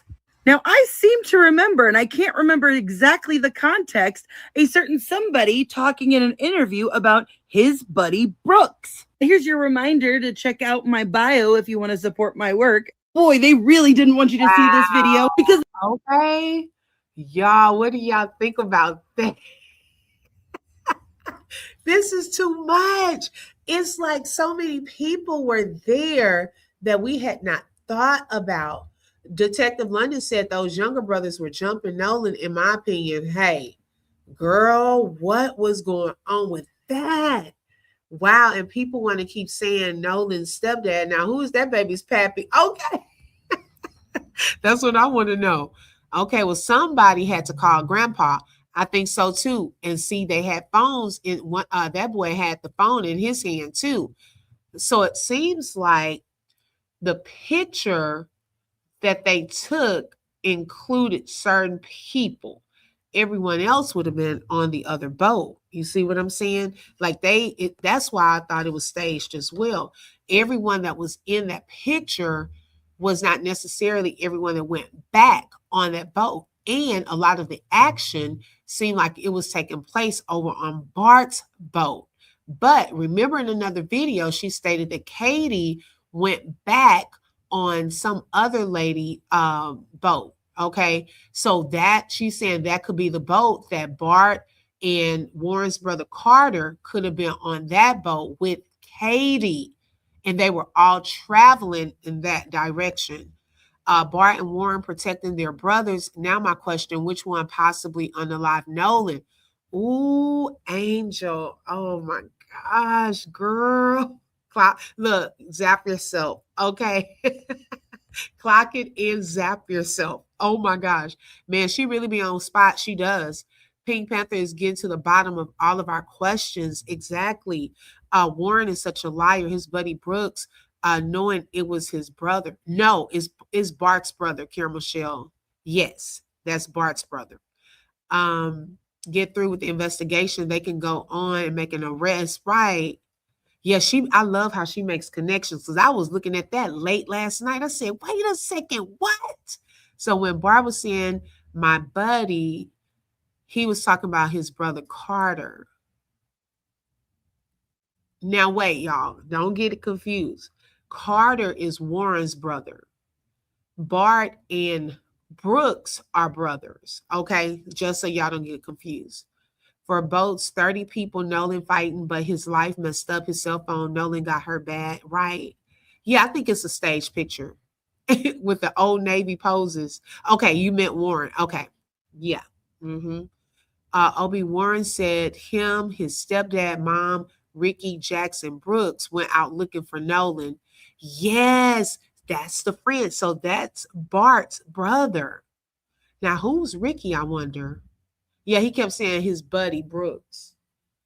So that shows. And then when I went to Brooks' page, he is friends with Warren's mother. Okay, Bart. Yeah, they're connected on Facebook too.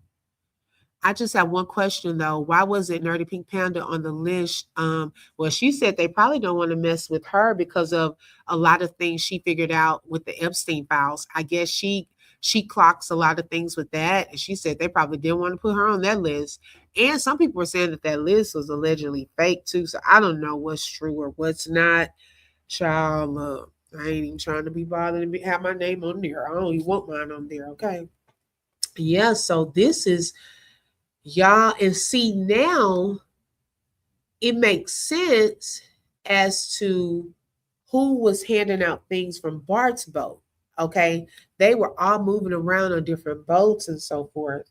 So I still have to do some more research with this, because I want to know, was he in that pool picture too?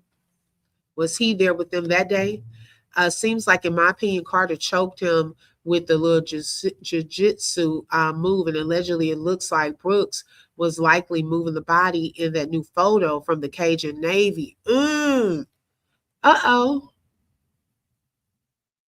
Y'all, this is crazy. I just cannot believe it.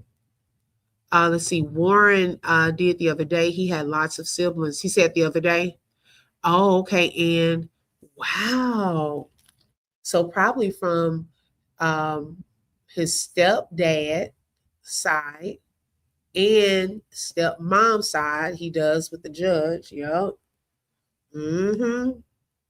Their attorney is the same attorney that represented that white man. Yes, April. Yes. Allegedly, with Bart dad. Yes, I did. I thought that was Warren's dad in that picture, but I did see that picture. Yes. A litter of dogs. Somebody's definitely being protected. Yeah, that's what it's given. And the question is who? Okay. Who is allegedly being protected is the question, y'all. The Metcalf, that Carmelo Anthony Metcalf brothers jiu-jitsu. Yes, same thing. If you think about it, Space Skate, the same thing. That's why they all met up for breakfast the next morning to get their story together.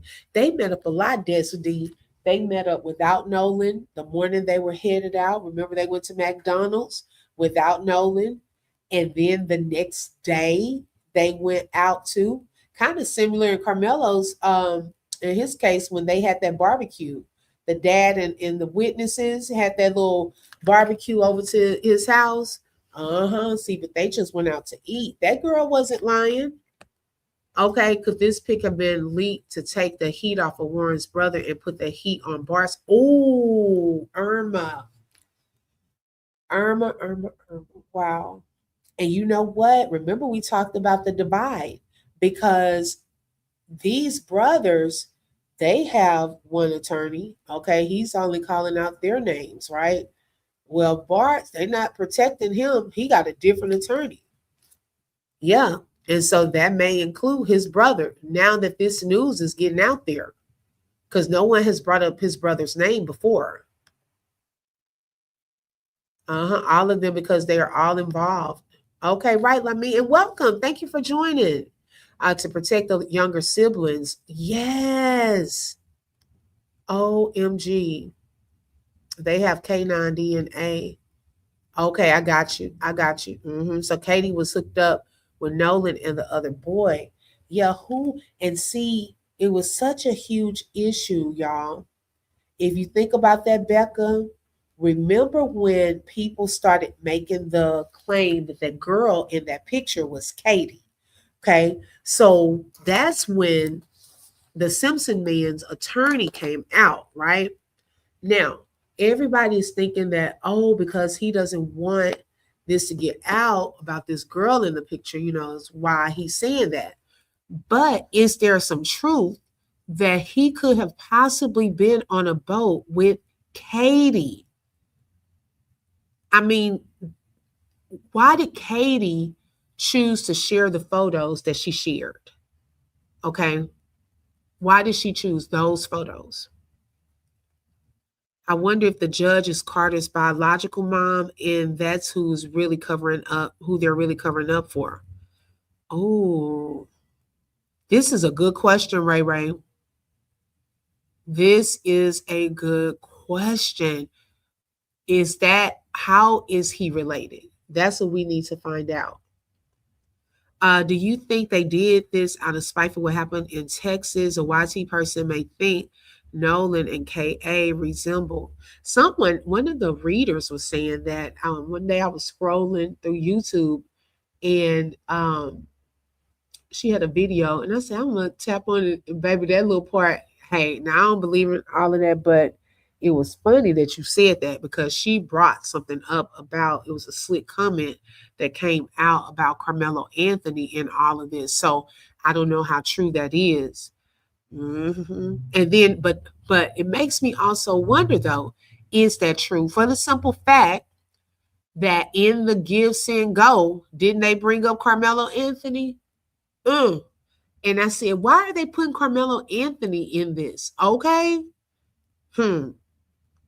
I think the initial list was the Latino lawyer. Okay, got you. Yes, protect her because she knows a lot. Now we see Bart and Katie were actually, that's what I'm saying. Ironically, we're going to say allegedly. Turning Point USA. So could Nolan have been seen fighting with one of the brothers on the beach? That's what we're wondering. And that's what I think they're trying to steer away from, that there was a possible fight between Nolan and one of these brothers. Wyatt took his phone though, allegedly. So people were thinking, did Wyatt and Nolan get into a fight? It was all about Nolan hooking up with Katie. It was jealousy there. And these guys were acting definitely jealous that Nolan was talking to or hugging on or whatever with Katie. Okay, we heard it through Tristan and Warren. Now Bart, we have not heard from. Okay, but it's so funny when people were trying to put that on him with the Katie situation is when he really got this defamation lawyer. Yes, they calling her Shady Katie in the YouTube streets. Not Shady Katie. Right, Spacegate. The mom still won't give up the girl that called her. Is she a key witness? I don't know. Yes, one of the reasons I believe, okay, Wyatt is not talking because when it all comes out, he is going to flip and tell the truth. Yes, a lot going on, Hanada. With so many twists and turns, wouldn't it be something if we found out Mello and Nolan were social media friends? Oh, that would be something. Officer, my buddy, what you got to say now? They have drugged your ass in the middle of their BS. Yes. There was a black teenager found deceased on a boat dock down in Midway, Florida, a couple of days ago. No suspects identified yet. I think it was set up too. These fights, I truly feel like were set up. I don't think it was random. And Nolan was being crowded as we see, and he was yelling for his phone. Maybe he was going to try to get a ride back with someone else, but they stopped him. Now, that's a good point, Detective London. That's a very good point. Remember, Warren separated Nolan from his buddy group, so any beef, Warren gonna side with his kind of his best friends. Yes, I agree. One Pop said, I think they took the fight to the part of the island where no one can see them do what they did to know him, because the CETO operators say, are you on Horn Island? That's a good point, because they hadn't gone too far out. So where did they go? How far out did they go? Were there a lot of people around during that time if something went down? You see what I'm saying? Their previous attorney that came out talking slick and referencing Will Smith has been quiet lately. Girl, and then this attorney been throwing shade at him. The spicy one. These pics need to be authenticated before I believe anything they put out, because it's a lot of behind the scene moving around, and I don't trust nothing they do. I agree, Irma. Yep. Nobody protected Nolan. No one made sure Nolan was okay. Exactly. Because they sure not saying no names of who they were in a fight with. That part, April. They didn't say who they were in a fight with. Now, Trayston, I thought Trayston said Carter. Because I said, who is Carter? Remember, y'all? And I said, was he talking about Trace Carter? Because you know the other guy, his last name is Carter. I didn't know that Warren had a brother named Carter until this video. I said, so wait a second. This probably who he's talking about. This is crazy. Remember the video of them so-called play fighting at some house? Maybe they were seeing how Nolan will respond to that crap. Oh, it was a video out there about that, Ann? I didn't see that one. Oh, wow. Yep, that's possible. Definitely possible. Nolan couldn't help it. He was a handsome man. The girls loved what they were looking at. Justice for Nolan, right?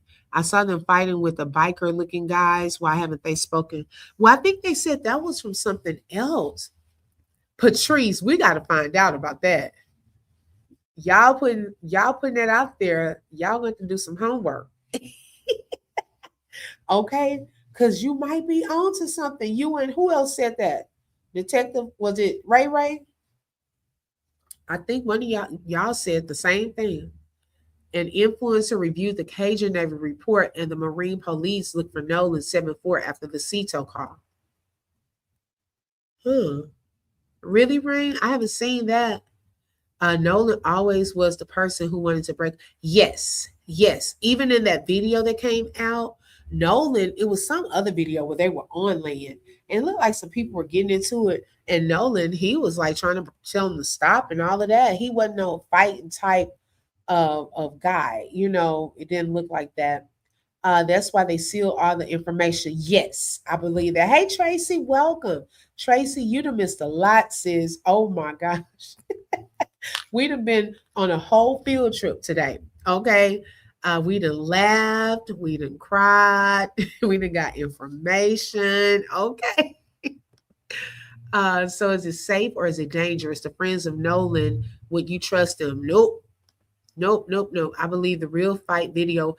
I believe so too, April. And that's what I keep, because, remember, they said they have a screenshot that says fight video. I say, that's the video I want to see. They have a video because I want to see was someone messing with Nolan. Okay. You remember that, Smiley? Yes, something strange is going on. Yes, and we got to break down what the parents said on that panel on another live too, y'all. Because there's some information that came out that was a little different than what we've been thinking. Oh, okay, Miss Fuffa. Thank you. Yeah, I agree. And then today, didn't they say, trust me, Nolan fought back? Who said that? Now today, the officer Tater Tot, he has something scheduled where he's supposed to be showing some receipts. Child, y'all know I got to see this. Cause y'all seen the receipts they done put out so far. Now they see that we didn't believe part 1 and part 2, and we still asking for receipts. So now it's so ironic. He usually drops his receipts or his videos at night. This one says part 3 dropping midday today. Why do y'all think it's a change in timing? What's up with that? And what kind of receipts, child? Because that's what we want to see, some real stuff. Thank you, Inspiration. You're so welcome. Hey, Mama 80s. Javon did say he went to check on Nolan. He did. And that's been my question ever since I knew about that, is what happened to Nolan? Warren said Nolan was not with them that morning when they put the boat in the water. I'm sure they talked about what they were going to do when they got to the island. Yes. And how did Nolan get to the island then? I've been doing so much art to the, not the island, to the boat launch. I've been doing so much cussing for the past several days, seeing this stuff that's happened to our young Black men. It's just sad justice for all of our young men. Okay, it will make you want to cuss, child. Nolan didn't stand a chance against the jiu-jitsu people. They will put you to sleep quickly. Ooh. Yeah, I believe they were jealous too. Hey, Shelly, look, you still hanging, girl. I'm about to hop off anyways. Thank y'all. Shout out to the mods that have been in the building on today. Yep, the judge mom and the father and the mayor, all of them connected. HGY said if they start fighting amongst each other, that would be a sight to see. Okay. Hey, Grandma 5, welcome. A field trip, huh? Well, let me rewind with the quickness. You too, Grandma 5. Okay, y'all done missed quite a field trip. If there's no metadata or legal paperwork or statement, I'm not buying nothing. Tater Tot silly. Another death occurred in Mississippi where the Black guy was found 12 hours later. Oh, I saw that, Tracy. Yes, I saw that. Shout out to Grandma of 5 for the super sticker and for being a sponsor on today. And let me just let's go back over our sponsor. Okay, who we had on today. Thank you, Inspiration. Shout out to Roger, Camera Shell, Nirvana, Beautiful Dreamer, Patrice for being a member for 1 month, also for being a sponsor, Renee, Danita, Scorpio, and Grandma of 5. Thank you, ladies, so much. I appreciate you for being sponsors today. Maybe Tater has the metadata. I don't know, Rain. We're going to see. I'm telling you, it's going to come down to Warren versus Fart. I truly believe. Yep. That's why the caucus is getting involved. Too many hands on each other's shoulder. Yeah.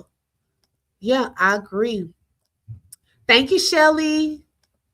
Becca said, yeah, if I was out in public and I recognized one of them, I would be cussing them out. Y'all are funny. What if Katie was a decoy to keep Nolan calm that day, to keep Nolan away from the guys when they were talking on the island that day, the whole day? And that's a possibility because other people have thought that too. Yes, other people have thought about that too. Yeah, those moves will put you to sleep quickly. The girl on the recording said, is he dead now? Yeah, that's what I'm saying. We heard what we heard. Okay. Thank you, Grandma 5. I appreciate the gold coins. Come on, gold. Okay. Thank you so much. She says, sister, step away from these people. Dangerous. They have skills. This is why Carmelo kept something in his bag. Oops. Okay. For protection. I would be surprised if Warren's dad performed the toxicology. First time I heard Tater Tot on somebody's panel talking, I can't deal with that clown.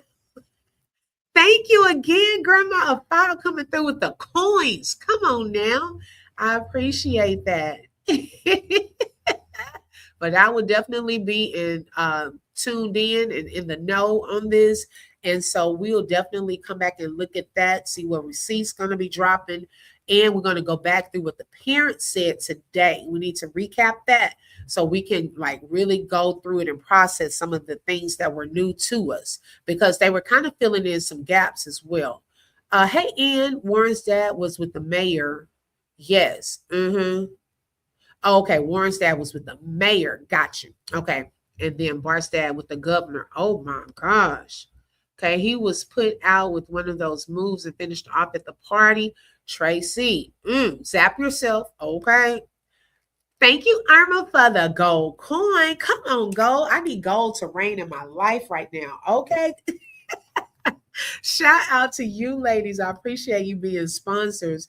Yes, ma'am. Ditto. It is so sad that is still happening. Yeah.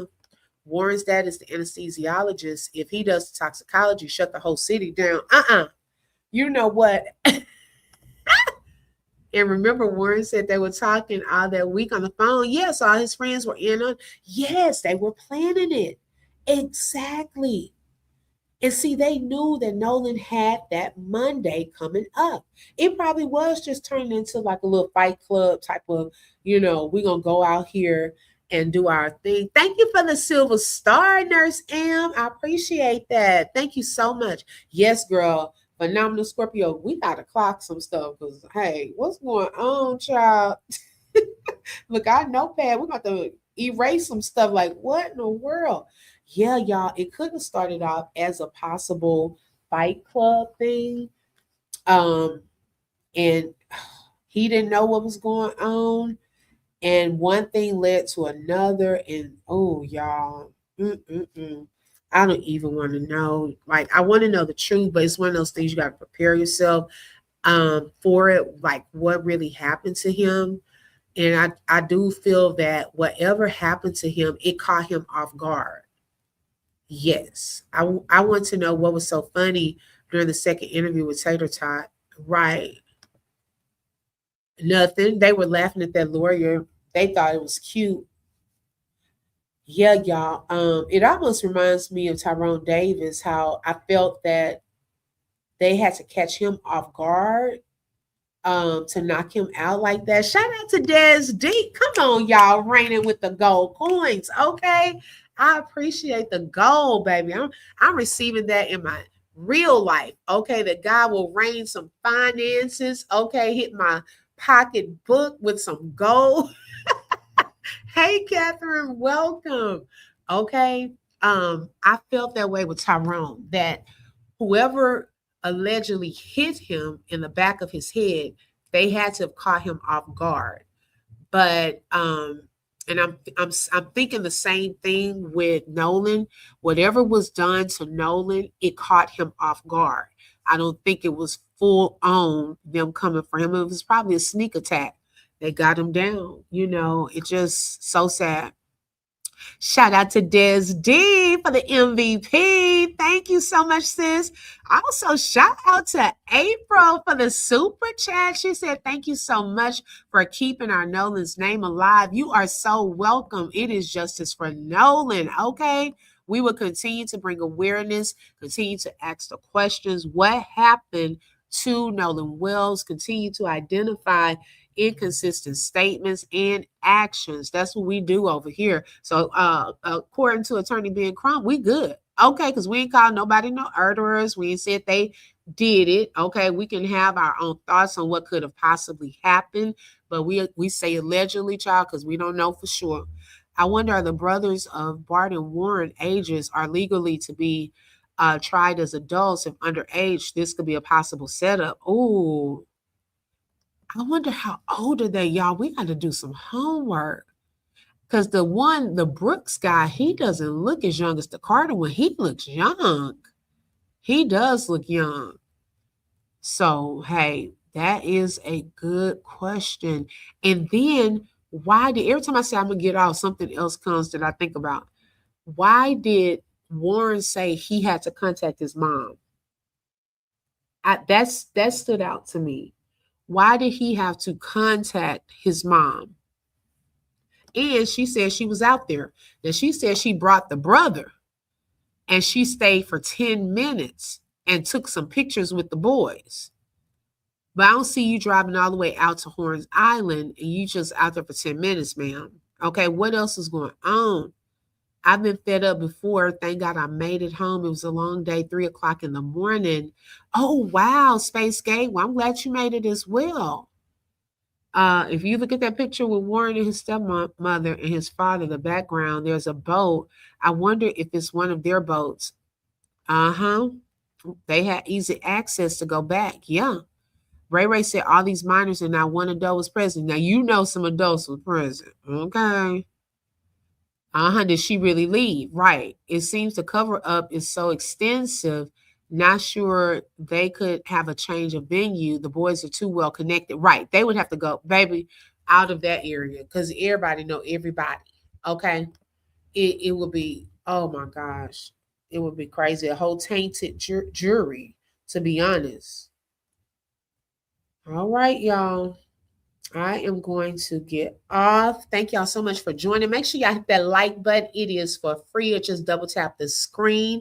Also, if you would like to support the channel, you're welcome to send a super sticker, super chat, Cash App, or buy a coffee. And my Cash App is also scrolling on the screen. And don't forget to hype up the video, subscribe, and hit that bell because you never know when I'm going to go live.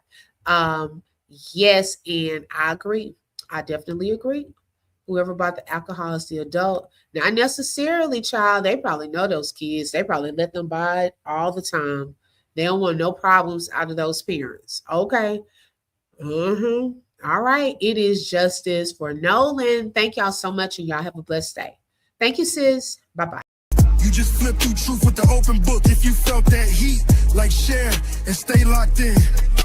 Another chapter done, but we far from finished. Truth on the mic, yeah, we handle business. Real talk, no fluff, just facts and fire. From the book to the block, we taking it higher. The open book, every voice matters, every lie shatters. Catch you next page.